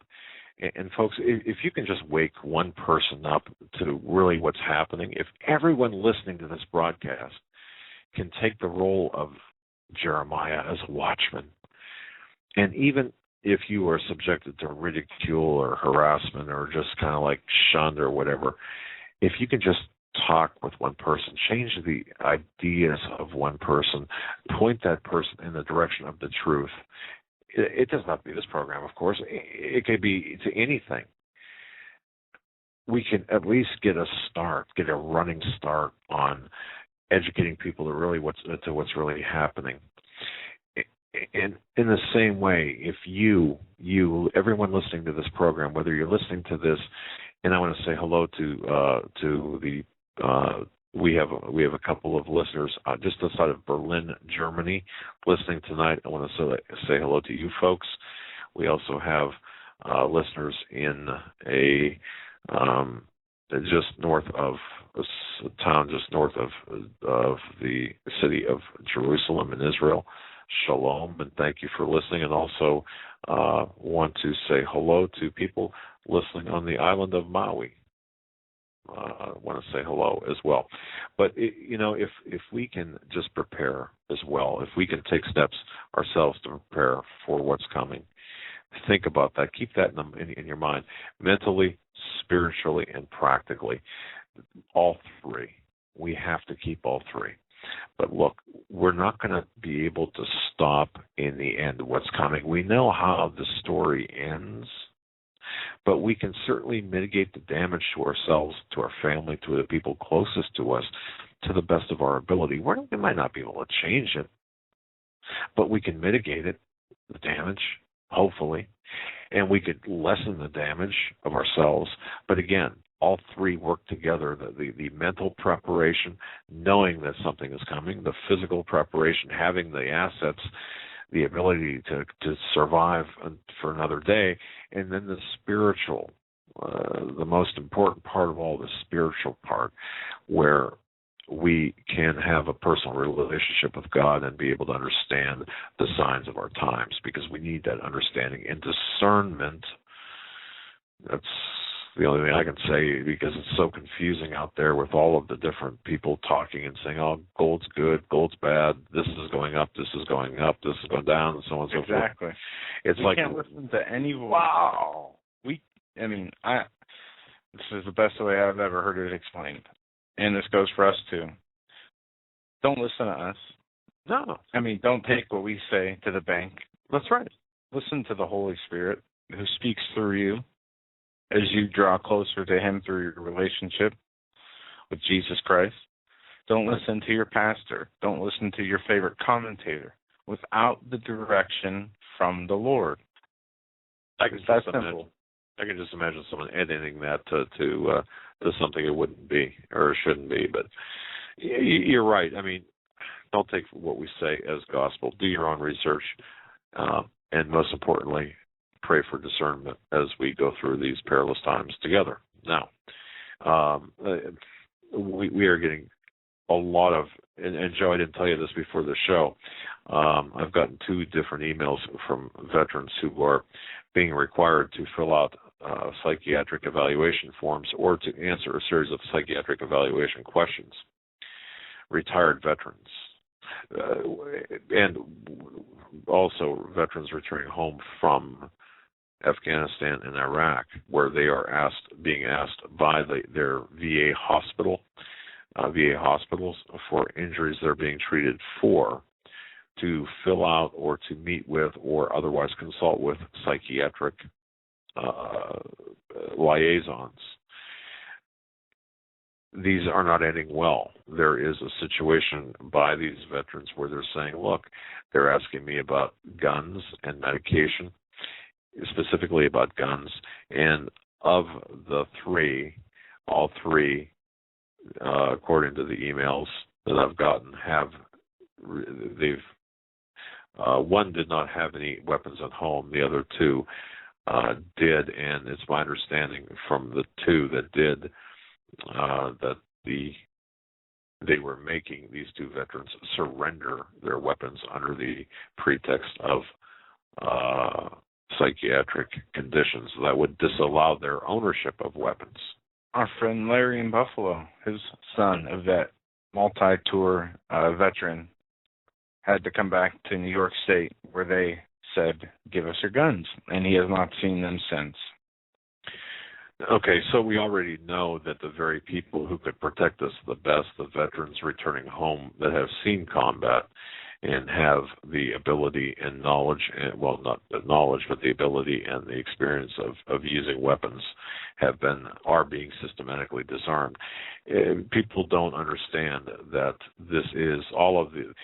People are looking for this huge one signature gun grab, ladies and gentlemen, it's not going to happen that way. It doesn't have to happen that way, at least not at first. Ultimately, it will. Please understand what I'm saying. It will ultimately, but it doesn't have to happen that way at first. See, it's incremental at first. This is the incremental part of it, the veterans, and then, of course, the various state laws, the registrations, and so on. And then, of course, the ultimate edict from this regime to take away our guns. And not only are they coming after our guns, but they're coming after the people, the gun owners themselves, the people with the ideology that is inconsistent with the ideology of this administration or this regime, which is and by the way, the ideology here is inconsistent with the rights afforded to us or outlined to us by the Constitution. So what we're saying here is at first incrementally, then when an event takes place or a series of events take place, then it'll be across the board. And this brings us to the Small Arms Trade Treaty. Joe, you've got information on that, I believe. You sent the information to me about the Small Arms Trade Treaty, which, of course, on March 28th, the meetings had been completed. And isn't it interesting, the only three countries that did not sign on to this arms trade treaty are Iran, Syria, and, of course, North Korea. What do you make of this Small Arms Trade Treaty?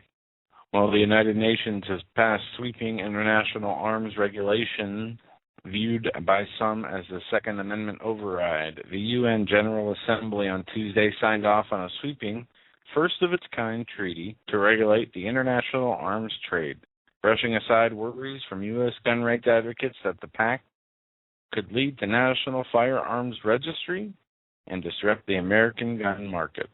The long-debated UN Arms Trade Treaty requires countries to regulate and control the export of weaponry such as battle tanks, combat vehicles, aircraft, and attack helicopters, as well as parts and ammunition for such weapons. It also provides that signatories will not violate arms embargoes, international treaties regarding illicit trafficking, or sell weaponry to countries for genocide, crimes against humanity, or other war crimes.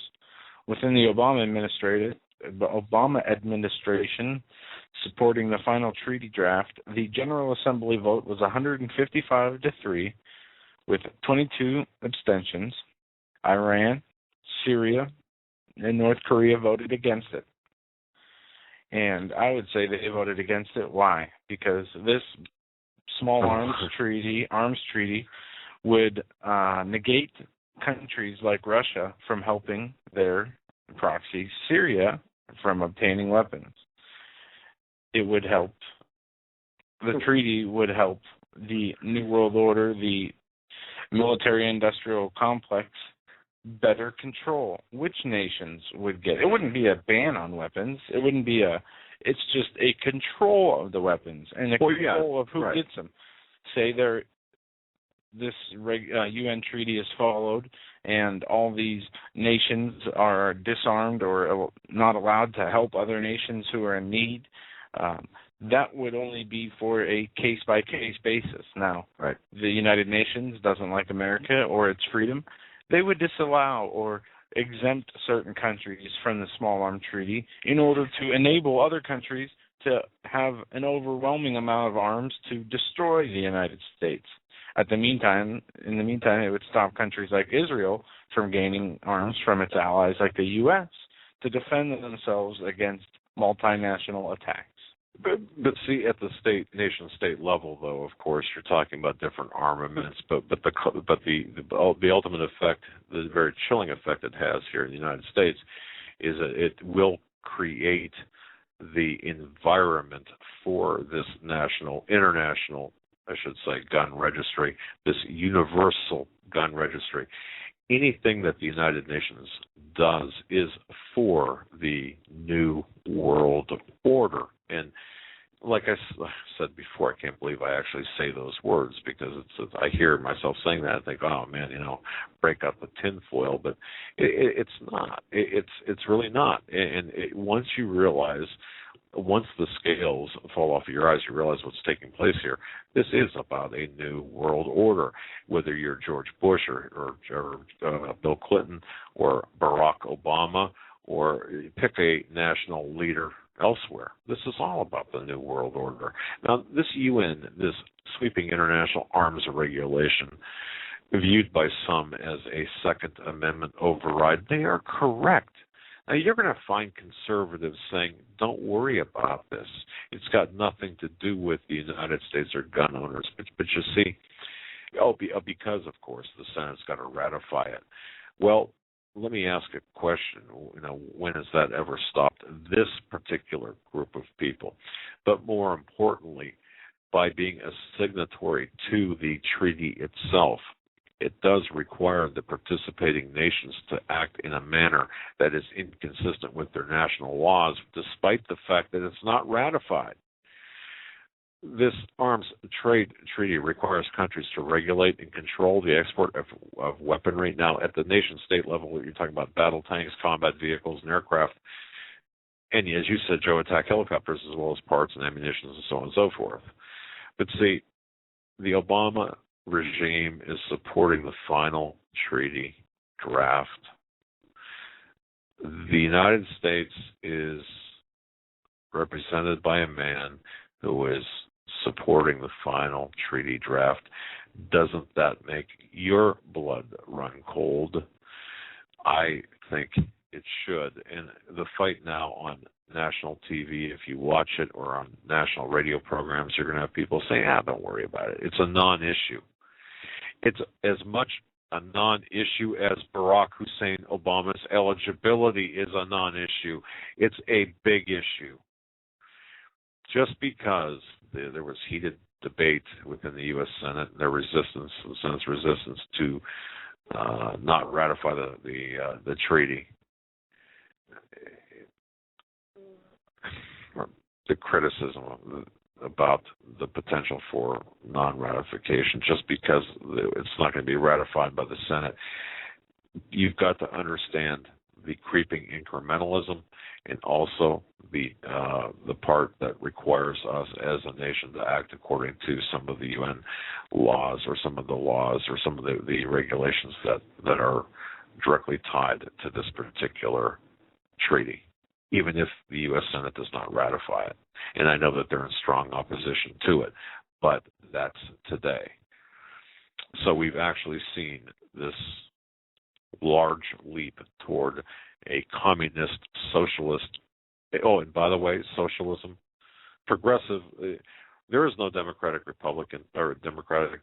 Republican parties anymore. Forget that. It's all one party.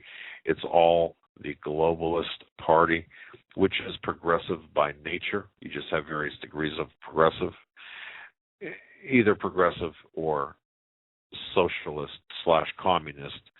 But in the end, the New World Order, the one world global governance, is going to be built on the framework of communism.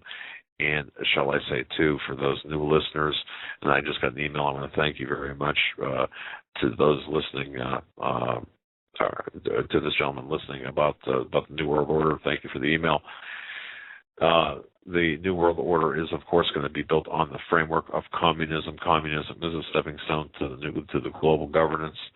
And under communism, you will have the population control, the gun control, all of the controls which are desired and are being worked toward. And part of this, a stepping stone to this, is, of course, the necessity for depopulation. And what's one of the most expedient ways for depopulation, and that is global conflict, world wars. What are we seeing right now? The ramp up for wars. Oh, and by the way, somebody asked this question. Mike, I want to thank you very much. Mike from Rhode Island, I want to thank you. Listening in Rhode Island. Mike asked, who's going to head the New World Order? It's my understanding that you're going to have 10 nations, 10 regions, or not 10 nations, but 10 regions, and the actual global or the governance of these regions will be from the city of London. London City, to be more precise. And if folks look that up, London City, that is where the international banking cabal lies, or resides, I should say. And they will, in fact, be the arbiters of the governance and the economic systems. So all of this ties together. And why are we having, Joe, the DHS buying all of the ammunition in addition to getting it lower cost, right. Okay. Yeah, they're going to Sam's for their ammo. Costco, Sam's Club, BJ's, the whole thing, right? Yeah. Exactly. And let's believe that. Before the break, we're going to go to this audio clip we're going to play. Okay. It's 6 minutes. It's Mark Levin interviewing Ben Carson. And this is great. We're going to go right from this clip into the break and come back on the other side with your phone calls at 661-244-9839. That's 661-244-9839. Any subject, issue, topic you'd like to mention that we hit on or we did not hit on. Or if you watch the History Channel, or you got the History Channel thing too. Or you got a beef with us, or you got a compliment for us, or neither. Call us anyway. Spare the compliments, give us the beef. There you go. That works for me. Here's Ben Carson on Mark Levin 2 days ago, I think, or yesterday. I'll check and give you the date on the other side. These attacks on you, I have to ask you, you're a religious man. Do these attacks make you want to speak out more and do more, or do they cause you to second guess coming out and talking like this? No, they make me recognize what serious trouble we're in.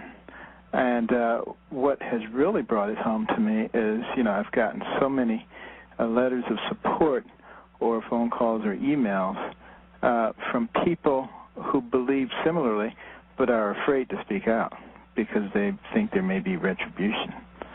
And basically it proves what I was saying at the National Prayer Breakfast, that political correctness is threatening to destroy our nation because it puts a muzzle over honest conversation.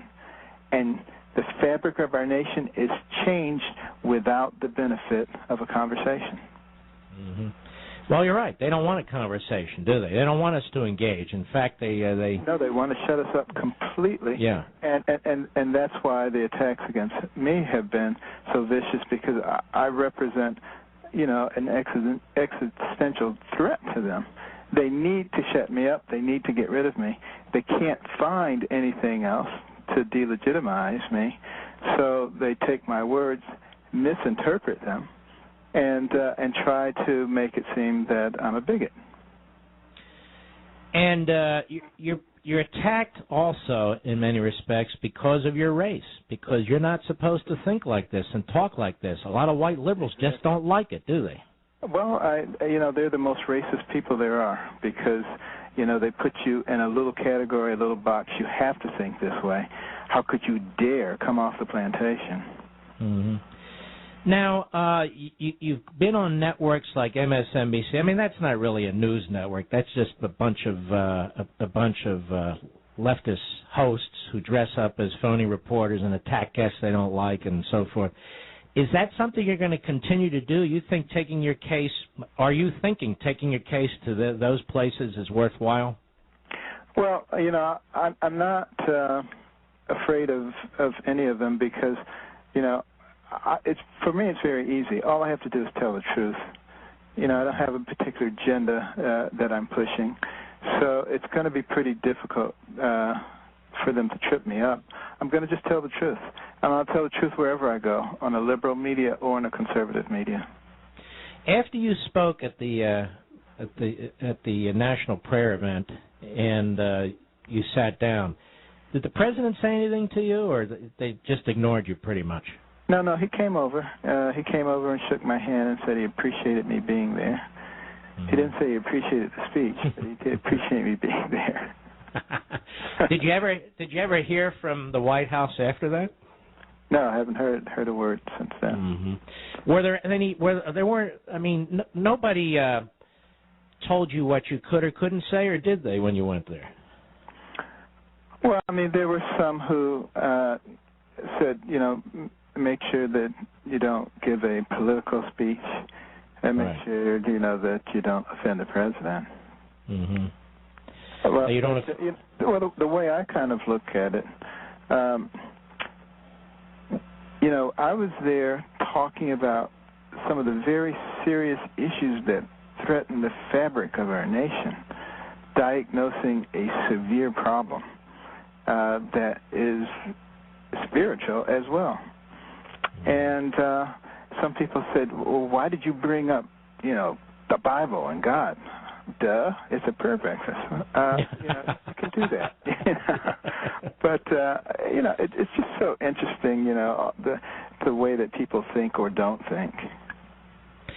Well, what's amazing to me is we have this Bill of Rights, we have the First Amendment, we have this tradition of free speech, and some of the speech is absolutely awful and horrific. And you speak what are basically about traditional values, traditional principles, the principles that undergird this society and our founding, and somehow this is controversial. Isn't that amazing? But I'll tell you what also I found fascinating is all of the communications I've gotten from elderly, particularly Americans, who said they had totally given up until now. Now they felt maybe there was just a ray of hope. They thought our country was gone. And a lot of people have been just bludgeoned into silence. It amazes me. Some of the letters I get from students on campuses, they just feel that they can't speak out or they're going to have retribution. It's awful what's going on in our nation. Freedom of speech has been totally forgotten about. Are you going to be giving that commencement speech or not at Johns Hopkins? To be determined. It's still up in the air. There were 8 students who signed a petition, and that was not from the graduating class. That was from all the classes. That was what they could come up with. There are others who feel very strongly in the other direction. But, I'm going to wait and see. I think it's a wonderful opportunity, quite frankly, for a university to use a thermometer and to gauge its own feelings toward some of the liberties that are so much expressed in higher education.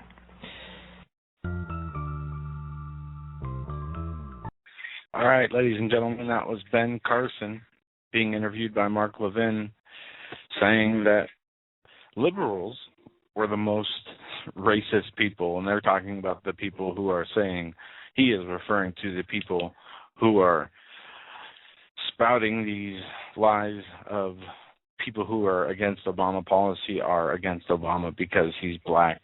Dr. Ben Carson, a very smart man. With that, we are going to break on the second hour of the Hagmann and Hagmann Report.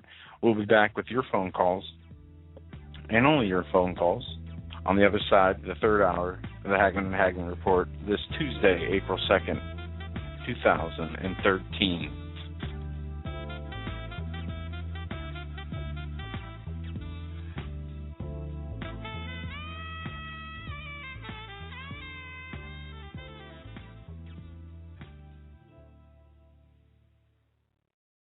Survival of the fittest. In any and all situations, survival is your #1 priority. That requires being tough and thinking smart.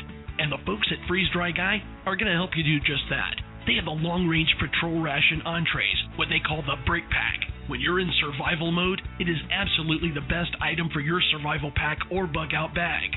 You can go farther, faster, and carry more food with the LRP cold weather ration entrees. Not only do these long-lasting, durable entrees help sustain you or your family through the harshest environment or situation, they are by far the most delicious of their kind. No contest. With a variety of tasty entrees, you can't beat the LRP Brick Packs. Let Freeze Dry Guy help you in your survival situations. Go to freezedryguy.com. That's freezedryguy.com, or call 866-404-3663. That's 866-404-FOOD. Hi folks, Doug Hagmann here. You might know me as the co-host from the Hagmann and Hagmann Report, or as a frequent guest on Coast to Coast AM with George Norrie. If you're like me, you're tired and confused over today's headlines. You just don't know where to turn for accurate, concise information about really what's going on, what's truly going on in today's society. If you don't know where to turn for accurate, well-researched, and properly vetted news, I've got a suggestion. In fact, it's a requirement. Bookmark Canada Free Press. That's CanadaFreePress.com on the internet. It's just not for Canada. It's for news across the world. Judy McLeod, founding editor, has put together a vast array of talented writers like Kelly O'Connell, Daniel Greenfield, Dr. Eileen Johnson-Powell, a lot of guest columnists, very talented writers. Folks, that's Canada Free Press at CanadaFreePress.com. Now mobile friendly. Follow on Facebook, because without America, there is no free world.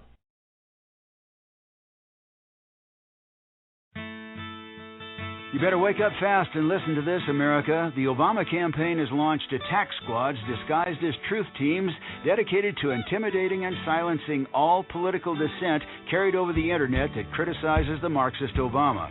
Truth squads specifically focused on covering up Obama's endless trail of lies, corruption, and subversion, and using the Gestapo power of our own government to police and censor the internet and shut down websites that dare to carry the real truth about Obama's Marxist coup. Remember the names of these Gestapo-style agencies at work right there in your neighborhood: KeepingHisWord.com, KeepingGOPHonest.com, and AttackWatch.com. KGB, SS, and Gestapo-style police-state gangster organizations at work to silence the important voices of patriot dissent, some of which have already been shut down by Obama's orders. Adolf Hitler would have been proud. We're the 21st century Tea Party patriots.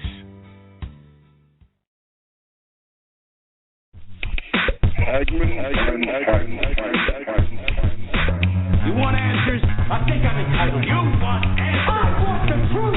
You can't handle the truth.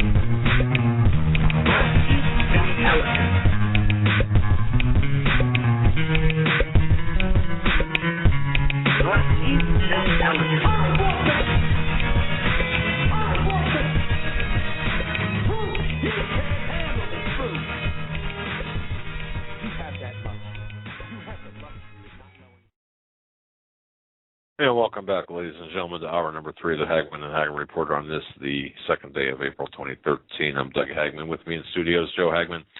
These past 2 hours, brought to you by a freeze-dried guy. Folks, have you gotten your freeze-dried food? If that is your plan, if it's part of your plan, have you put money aside for that? And I've got to tell you, freeze-dried guy, they can tailor a package, whether it's a very small amount or a large amount. They can work with you, and in fact, the people there will spend time with you to assist you in creating whatever you need. And also, Granlund Firearms of British Columbia, Carl and Lori Granlund, two of the greatest people I know. They've got a wonderful selection of firearms. And, of course, if you are living in the United States and want to purchase a firearm from Canada, they've got a full listing of what's available on their website. And you can go to a federal firearms license dealer and, of course, order from Canada.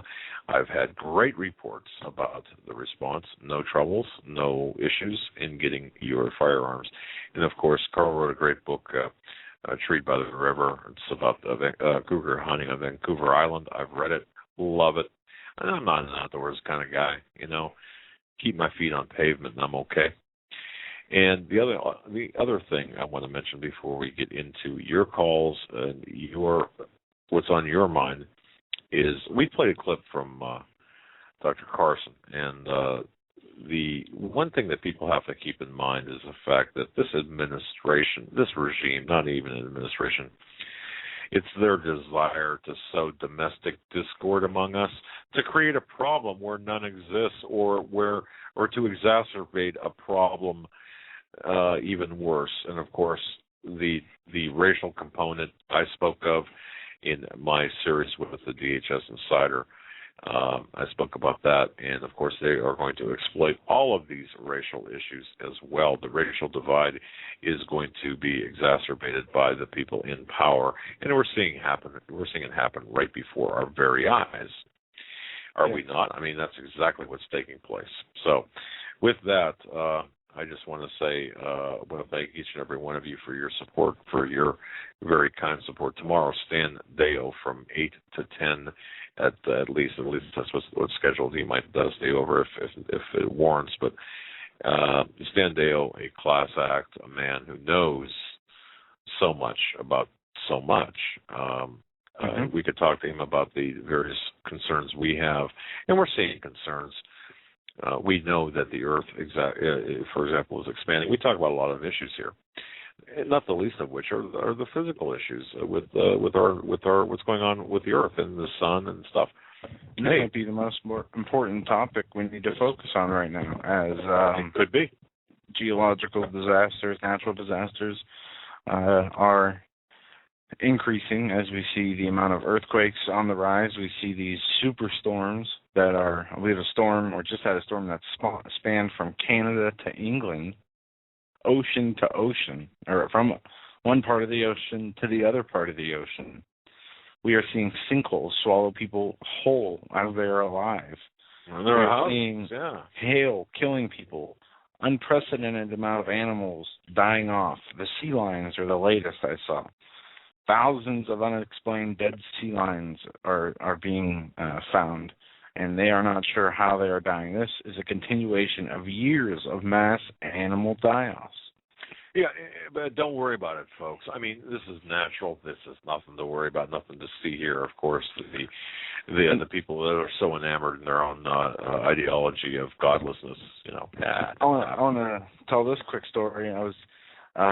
You guys remember my wife had surgery, I don't know, about a month ago, and we were at an appointment where we were doing a checkup with the doctor, and this doctor was, I'm not sure if he was born in the United States or if he was born in Mexico, but he was a really nice guy, and he started talking about the animals and the earth changes when we were having a normal discussion, and he said, this world is in trouble. He wasn't talking from a biblical perspective. He just said, look at what's going on with the animals. Look at how the earth is changing. Something is wrong. Well, I found that to be very interesting. When we were not having that discussion, we weren't having a biblical... Just out of the blue, we would see something. We were kind of talking about the turmoil that the world political system was in, and he went and said, well, yeah, and the animals. You can tell by the animals. And folks, could this not be the signs of the times, the signs that God spoke, or that we've known about biblically? The earth changes, the signs in the sun and the moon and the stars and the heavens and the earth, these changes.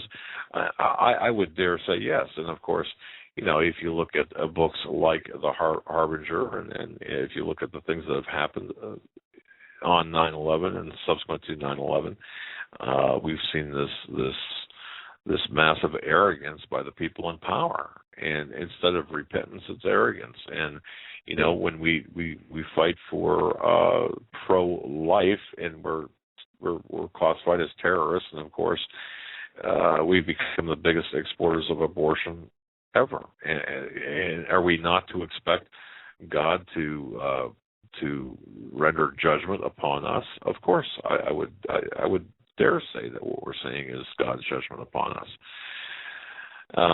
I did. Speaking of that, well, I did want to say this. Received an email from a listener, and we know that so many people out there are having difficult times, and I just want to say that, we understand what you're going through. We pray for everyone. We get a lot of requests for prayers. I just want to say, Jeff, we're praying for you. This struck me a little bit because a lot of people are in this position. Jeff writes, and I'm not going to give out any more than just Jeff. He writes that, would you be so kind to say a prayer for me and my family? It looks like I will be owing quite a bit of money on taxes, needing money to stay afloat. What he do is he took money out of his 401k just to get by, just pay bills. And his money out of 401k. How dare he? Well, yeah, but he writes with the new taxes that hit at the first of the year, he's making less now than when he started with the company that he is working for 2 years ago. So you see, not only are we being assaulted, the value of our dollar is being assaulted, we have less buying power, but now actually the companies, because of things like the Affordable Health Care Act, are cutting back and adjusting salaries accordingly and increasing premiums and so on and so forth. So Jeff is one of many, but one person who is asking specifically for prayers because he's scraping by with, right now he's walking around with little money to his name. What got me is what he wrote next, and a lot of people are in this position. Jeff, you're not alone. Jeff, okay. Okay, yes. And ladies and gentlemen, what he wrote next, you've got to understand a lot of people are in this position. But I understand this, Jeff. He writes, I don't know how much more I can take. I hope not to go off the deep end. The frustration, and I'll just stop right there, okay? Because you see a lot of people are feeling this way, that how much more can we possibly take?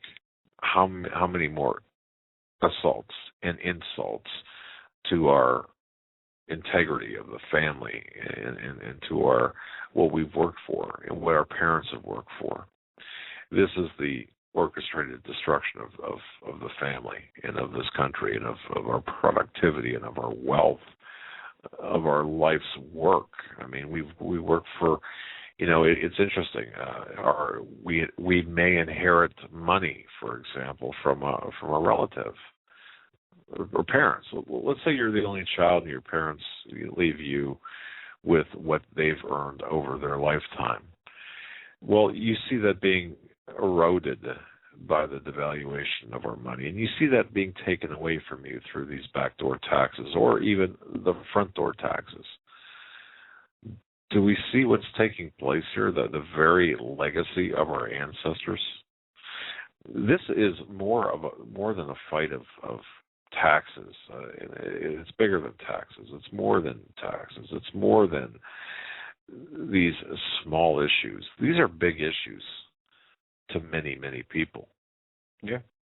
And somebody in the chat room, James, said that he did the same thing, and he was working hard and took money out from or owes taxes on IRA money. Now his house is in foreclosure, but he says, hang in there.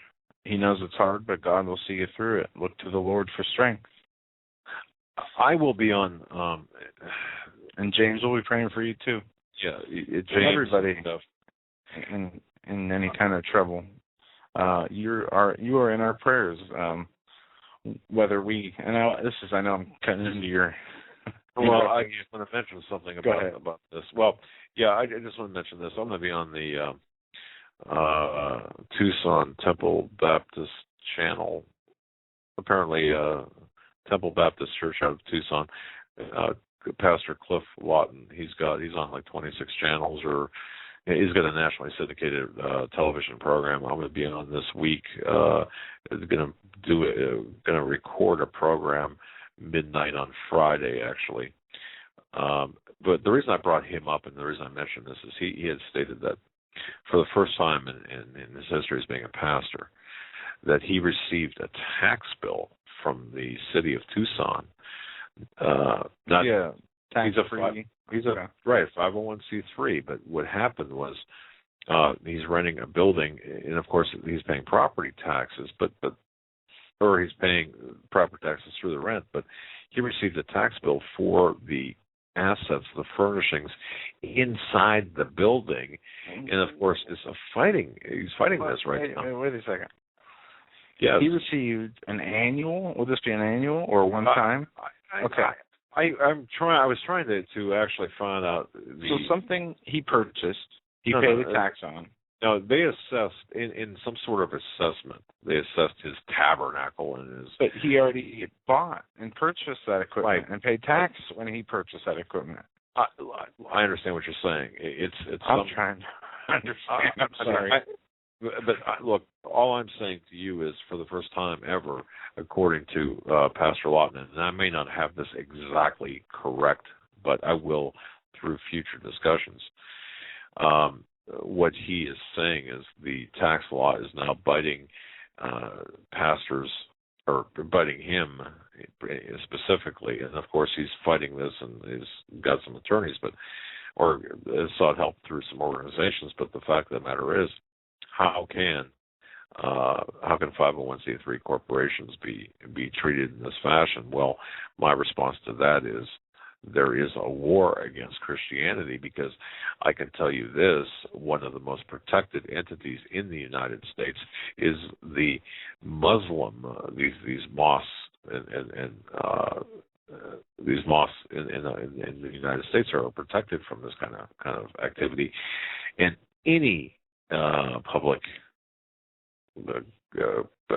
agency will come to their aid to make sure that they are treated not only fairly but beyond fair, that the hands-off approach. Yet Christians in this country are being subjected to this type of harassment from the IRS. And the word I got was, expect more of this, and different types of attacks against Christians and the Christian churches and the church as a whole in this country. So that's something that we have to keep our eye on. So, but just to get back, Jeff and James, we are praying for you, but there are a lot of people right now who are writing to us and saying, I don't know how much more I can take of this.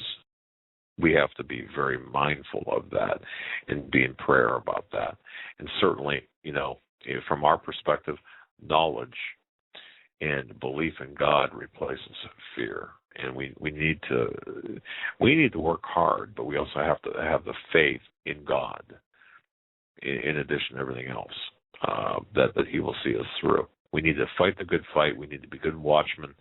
We need to do what we're supposed to do. We need to play our zone. We need to play our positions in life to help others and get us through this. We need to show up for the fight. And if we just show up, that's all we need to do sometimes is just show up and play our respective positions, and we can prevail. That's really what I'm going to say. Like, for example, a lot of these meetings that they have, these town hall meetings, talking about the gun control issue. Sometimes if you show up en masse, that does have an effect, even though the media won't report on it. Hey, at least you are showing up and playing your position. We're going to go to the phone lines. 661-244-9839 is the area, or is the phone number. First call, we're going to 316 first. This is Dr.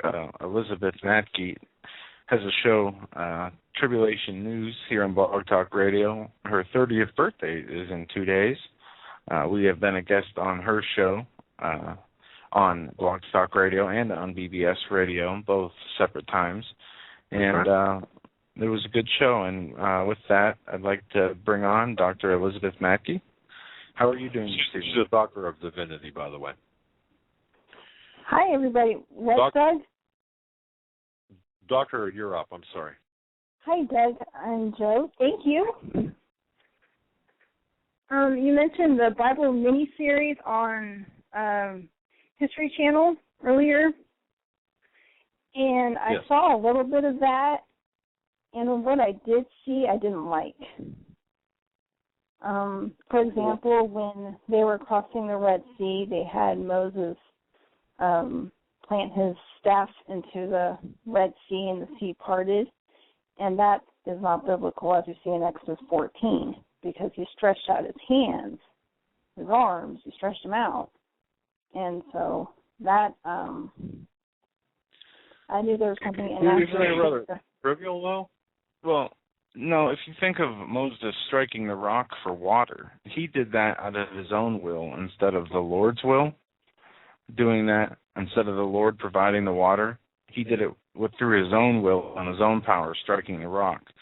So I see what she's saying in a way. It symbolizes that he parted the Red Sea more so than the power of the Lord. Am I getting that right? Yes. Okay. Yeah. Is there anything else? Is there anything else aside from that? Did you watch the whole series? No, I'm not watching the whole series. I'm hesitant to watch anything on TV anymore. Okay. All right. The other thing I noticed is that they just kind of jump around with what goes on in Scripture. They don't cover it in its entirety, and that can make it confusing for anybody who's not familiar with the Bible. That's true. That was one thing that I noticed from what I did see. It was it was even more disjointed than our program often is. It was difficult to follow at times.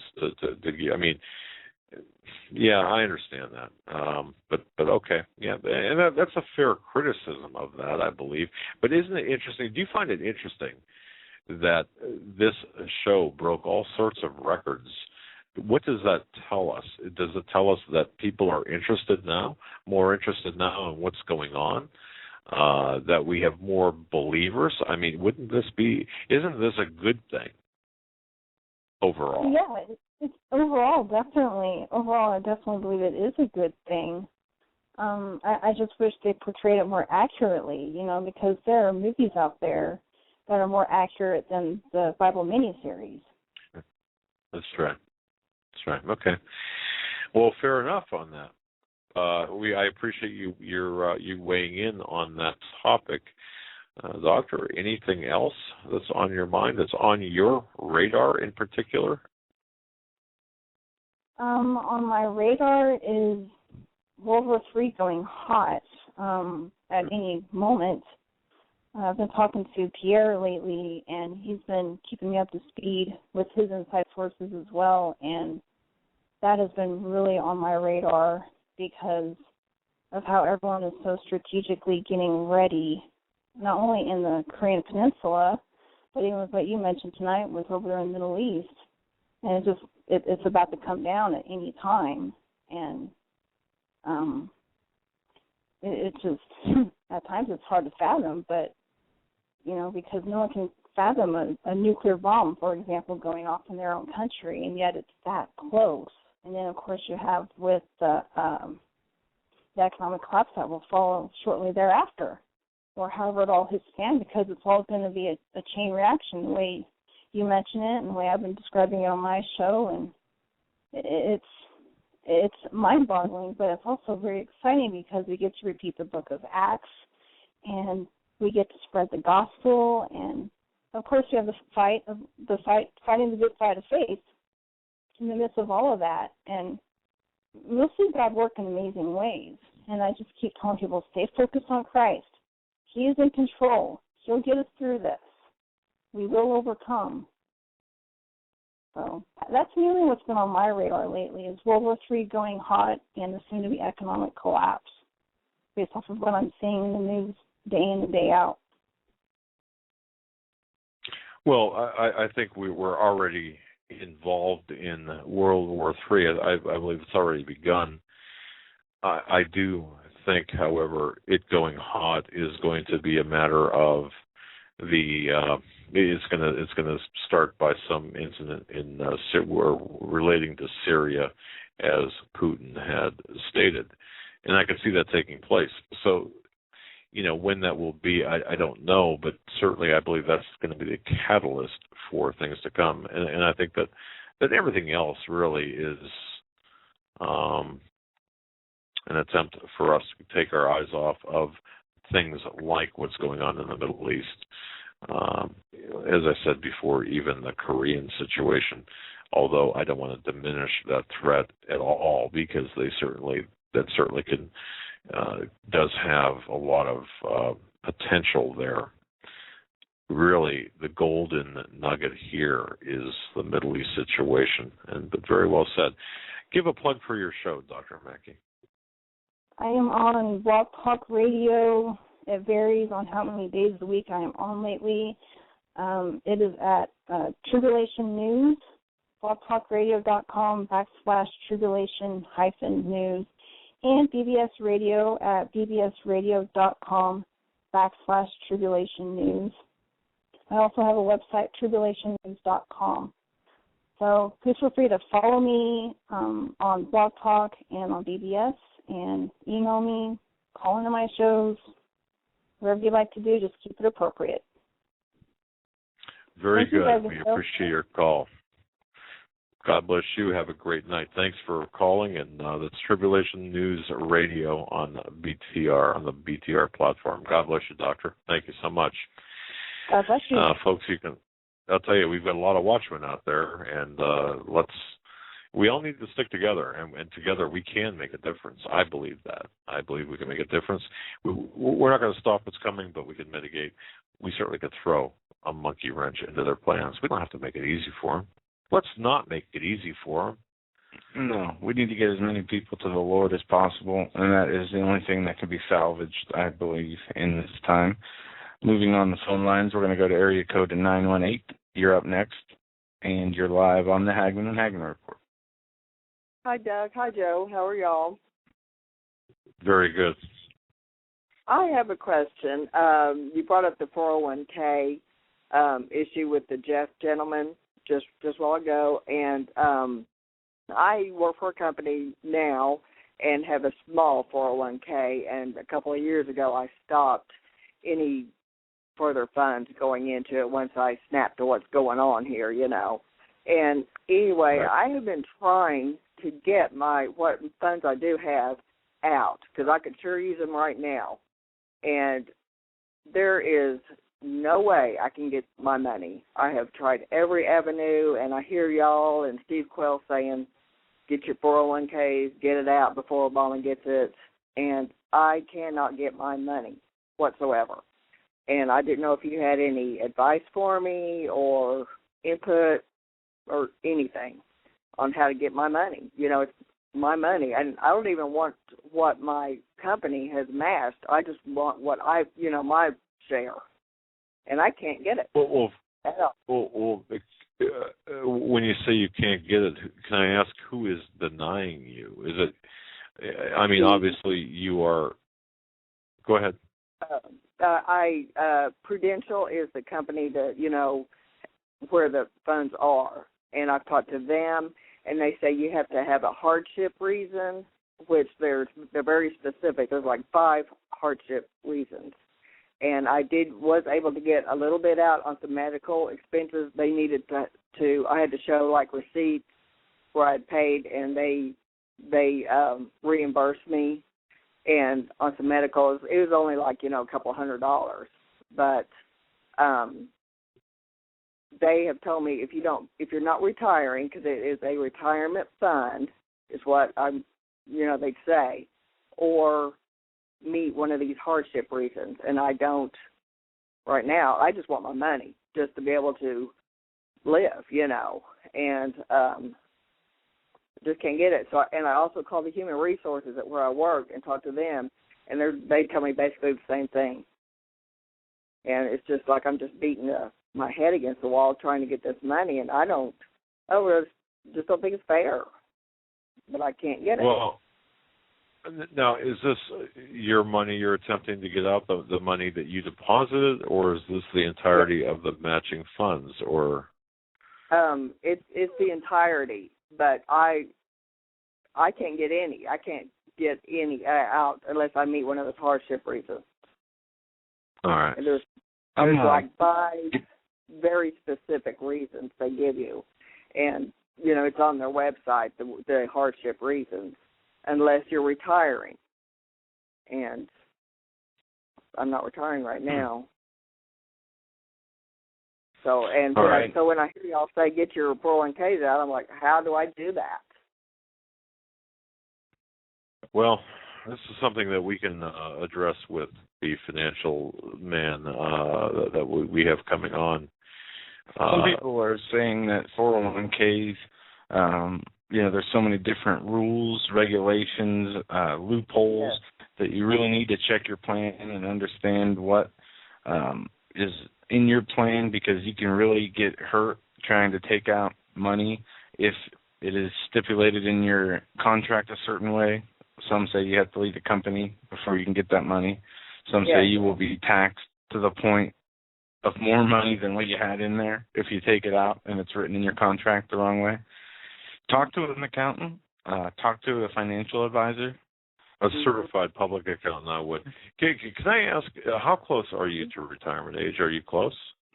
I am 53, and also the company I work for does have a pension, and I know that I'll probably never get that, but that would be nice to get too. It's almost like worth retiring early, just try to get that money, any money I could get, but that's just not feasible right now.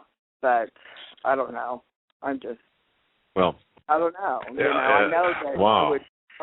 I would probably pay a penalty, but I figure paying a penalty and getting something would be better than getting nothing ever. And I just really am to the point where I'm thinking I'll just probably never see it, because I just don't know. On a humorous side, somebody posted this in the chat room, and I'll repost it. A quote from J.G. Wentworth: "It's my money, and I want it now."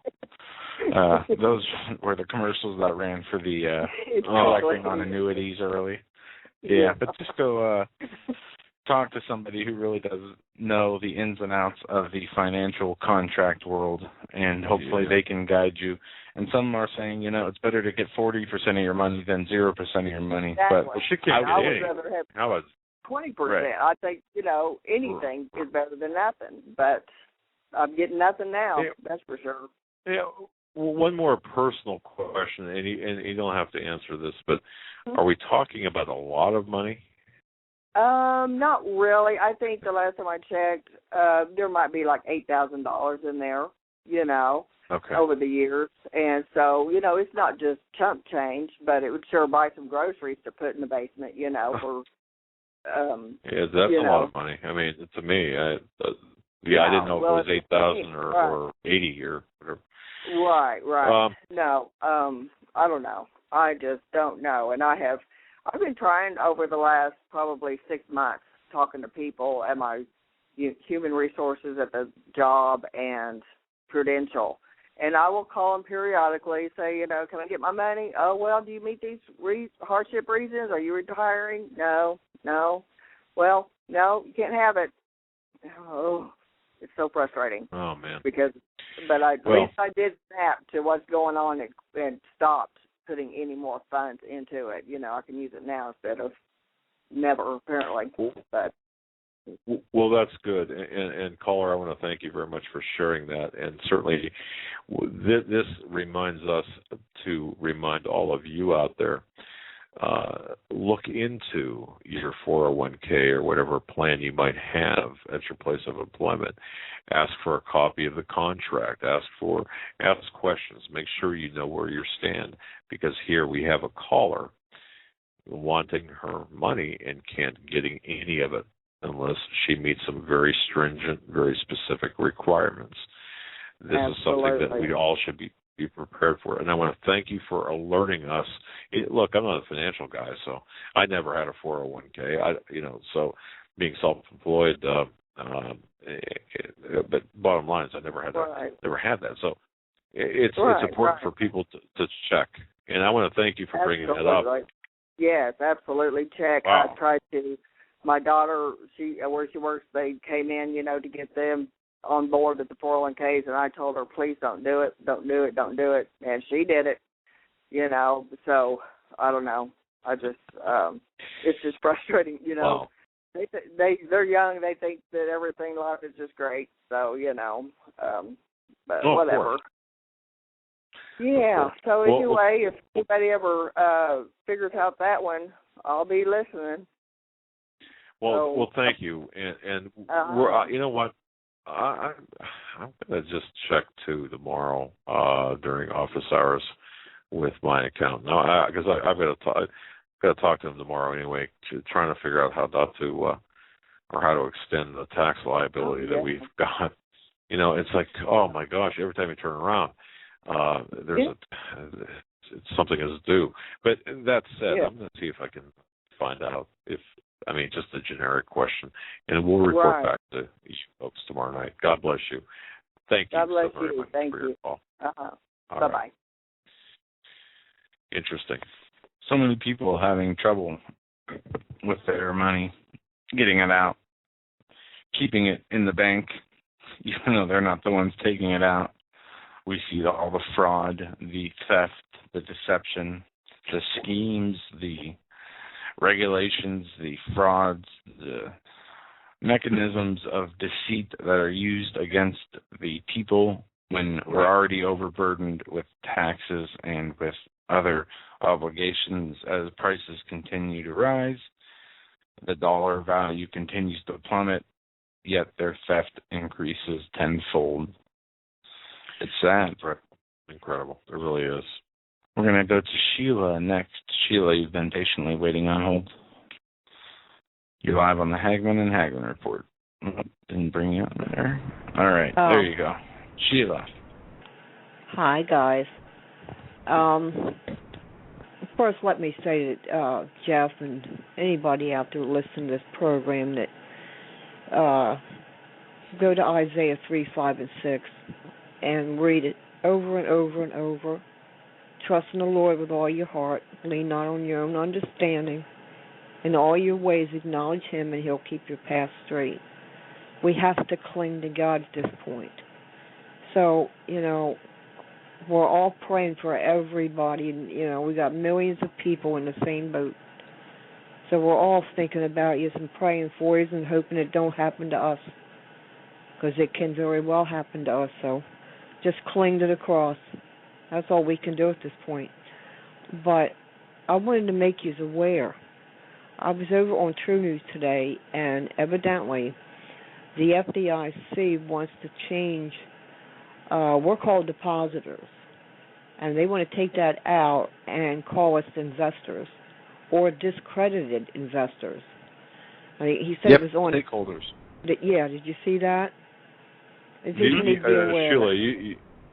Sheila, you apparently you didn't listen to the program last night when I was talking about this very issue where the FDIC only has $30 billion to cover $100 trillion, and nobody listens to you. I'm kidding. But seriously. You saying. But you're right on that, and people need to understand too.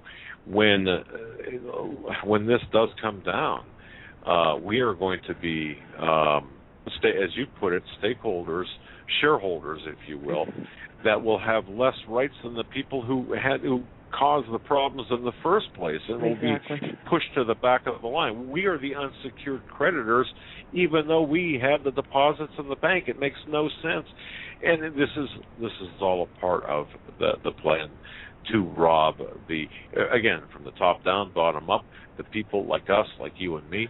We won't have anything. We're going to get an IOU from the bank saying, you know what, you're now a stakeholder in a bank that's not worth anything. Not for long, because I'm pulling my money out. I ain't got a lot of it in there, but what I do have, I'm pulling it out. And it just says they've got their eye on our money. Yeah. Do what we got to do. It doesn't matter if you know what? It doesn't matter if you've got $10 in the bank or $10,000. Theft is theft. Really? Exactly. I mean, exactly. It's incredible. It really is. Wow. It's disgusting. Yeah. I ain't smart, but you can see that they got their eye on our money, and that's a warning to get our money out. Well, you know what? Last time. Huh? No, just like V said the last time, what happens in Cyprus is not going to stay in Cyprus. Expect it here in the United States. Expect what's happening over there to come here. People are going to get blindsided by this. People are going to be wringing their hands and gnashing their teeth saying, how could this happen? When, in fact, we've been warning and warning and warning about this. But theft is theft. I didn't mean to interrupt, Sheila. Go ahead. No, you're fine. You're fine. I had 2 bank accounts, and one of them I closed. And some woman called me from the bank, and she was asking me all these questions, and she was like talking really fast. And I was trying to answer the questions. I couldn't even tell you now what the questions were, but anyway, it clicked in my mind. Wait a minute, what's this woman doing? And I said to her, "What do you want? I'm still dealing with the bank. I got a bank account. What's your problem? What do you want?" And she said, "Well, I just wanted to ask you some questions." Well, I'm not going to answer anymore, and I hung up on her. And that was just closing out one account, and I still had an account with the people. And she was talking really fast, so, there was something amiss there, with the bank. Believe it or not, I spoke with a person today from a bank. I did not have an account there. This is a solicitation, ostensibly to open an account, which is laughable in and of itself. But this person, it caught me. It just hit me wrong. This person called me, had my name, wanted to verify it was me, which I understand, but then had asked a lot of questions about my identity. Began to ask a lot of questions about my identity. And I said, look, I don't discuss business issues over the phone. It's either face-to-face or in writing. And that person hung right up. And I'm thinking, I wonder how many people, especially the older people, would just go ahead and offer this information. Now, a lot of scams going on. Folks, you have to be very careful of how you give your information out. But Sheila, it's interesting. It's interesting you said that, because that happened to me today, too. In a different kind of way, but it did. We can't trust anybody at this point. We're in a place right now where we can't trust anybody. Like you said earlier, be careful who you talk to. Well, yeah, and look at what happens too, folks. Please understand what she was saying. When we talk to our neighbors, it's best not to tell them about. Unless you know them and can trust them, it's best not to tell them what you've got, if you've got food, or it's not that you're denying them access to things. It's just that you're not giving them the opportunity to turn you in under duress. Look, Joe, weren't we talking about that New York City, or wasn't there an initiative, turn in a friend for $500, or turn in a neighbor for $500? Yep. Yeah.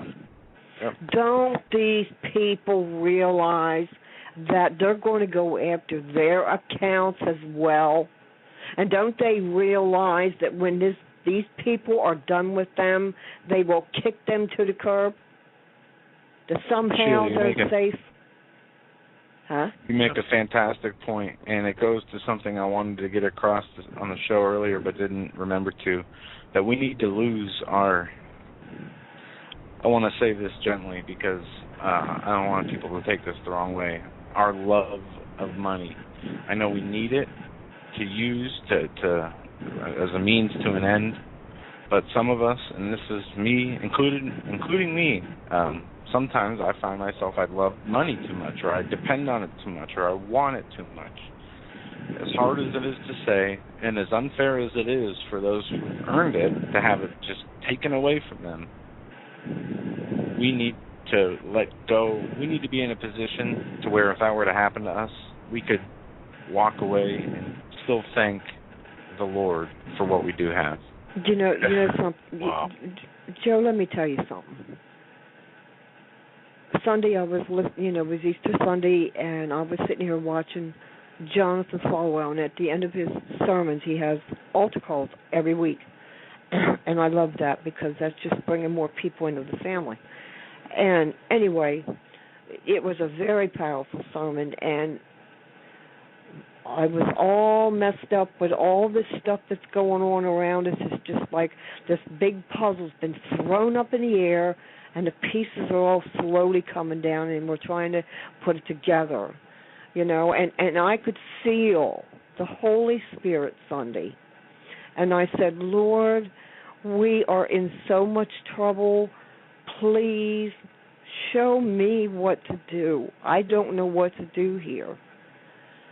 And I just had this overwhelming peace come over me, and he quieted my mind, and I was able to sit here and do what I feel I need to do as far as my family, because I worry about my son's attitude, and I sat here for 4 hours Sunday, and I wrote out a list of all the prepared food I wanted to get, and I went online, and I looked up what I wanted. I wrote it all down. I got it all in order, and I'm doing it in increments. And I had a total peace about doing it. That's the thing. Anytime we want to do something, and we're in a place where we've never been before, and before we do something, we pray about it, and if we have peace about it, then it's okay to do it. That's how I always know when to say something or to do something, and I pray about it, and I've got a real calming peace about that. Then I know it's right to do it. Very good. Because Very good. We're treading in dangerous water here. This is something we've never dealt with before, and we're all in it together, and the Lord is right here with us, and we can't forget that. We can't forget that. We need to cling to the cross. I like that statement, cling to the cross. I do. And Sheila, we are all in this together. Exactly. And everyone listening to this broadcast, whether you are in Germany, Israel, Australia, or Iowa, wherever you might be, God bless you, but understand, we're all in this together. Yep. You know what? We're human beings. We're God's people. That's okay? Right. We can't forget that. And, and I'll just say this. I look at even the worst of us. We have a mom. We have a dad. We have family. We have to realize that we're human beings, and we should be treated as such. Sheila, your background is overtaking our ability to listen. We're going to cut you loose. I want to thank you very much for your call. Okay. God bless you. You Have a great night. Wow, that background noise just kind of overtook the whole. Those huge fans that the Jets have? You ever see the sick video they used to show on TV about the guy who he lived, but he got sucked up through the back of a jet engine? Yeah, it sounds like Sheila starts her call at the beginning of a runway, and as the plane is making its turnaround to get its final takeoff, she sounds like she's standing right there when they rev up the jets and the wind blows. It's kind of interesting how it increases during the call. I exactly, and I know that we're short on time. I just received a notice here. I want to just make sure people understand this, folks. When you think it can't get any worse or more insane, this has got to be to take ammunition out of the private sales market. I cannot believe what I'm seeing here. I just received a notice here. The Department of Homeland Security is yet soliciting for more various caliber ammunitions. As a matter of fact, excuse me, the ammunition is already in short supply. Just go try to find some. But the demand has increased dramatically. The Department of Homeland Security got over $37 million in taxpayer money to spend on brass and lead for this year. But now it's soliciting once again for 90,000 rounds in various calibers. Here, the devil is in the details, and I mean this almost literally. Of course, they already have 260 million rounds, either acquisition or in possession. But solicitation, HSFLAR 13Q 00019, for those people who want to look that up. DHS is ordering ammunition now in 45 caliber long Colts, 45 ACP, 22 long rifle, 30-30, 12 gauge shotgun, and 410, as well as 357, 769 by 39, and also, well, anyway, that's quite a spread for the Department of Homeland Security. The amounts are delineated according to this solicitation. but you're looking at 12 gauge, 20,000 rounds, 45 long, Colt, 4,000 rounds. The individual that had sent this to me had said, look, this has got to be a way of backdoor gun control based on the fact, based on these calibers, this gentleman knows guns, and looking in and analyzing this purchase order, you're looking at some pretty significant, not necessarily significant amounts, but significant, the significance lies in the calibers here. And I'm just going through this notice here. Basically, the fact is this: the different calibers now are going out to cover those that have yet to be in short supply, which including but not limited to the 12 or the various shotgun rounds as well. Once again, the orders are coming in more and more frequent with different rounds. The devil here is in the details. Just wanted to share that with everyone. Just got this at 10:45 Eastern Time on this day. All right. Well, we got only a couple minutes left of the show. I guess we'll take one more call to end out the show here. We'll go to area code 503. You've been on hold the longest, and you're up, live on the Hagmann Report. Hi, guys. I just wanted to talk about the Bible movie. Yes. And I was excited about it at first until I found something on Facebook talking about who was on the board.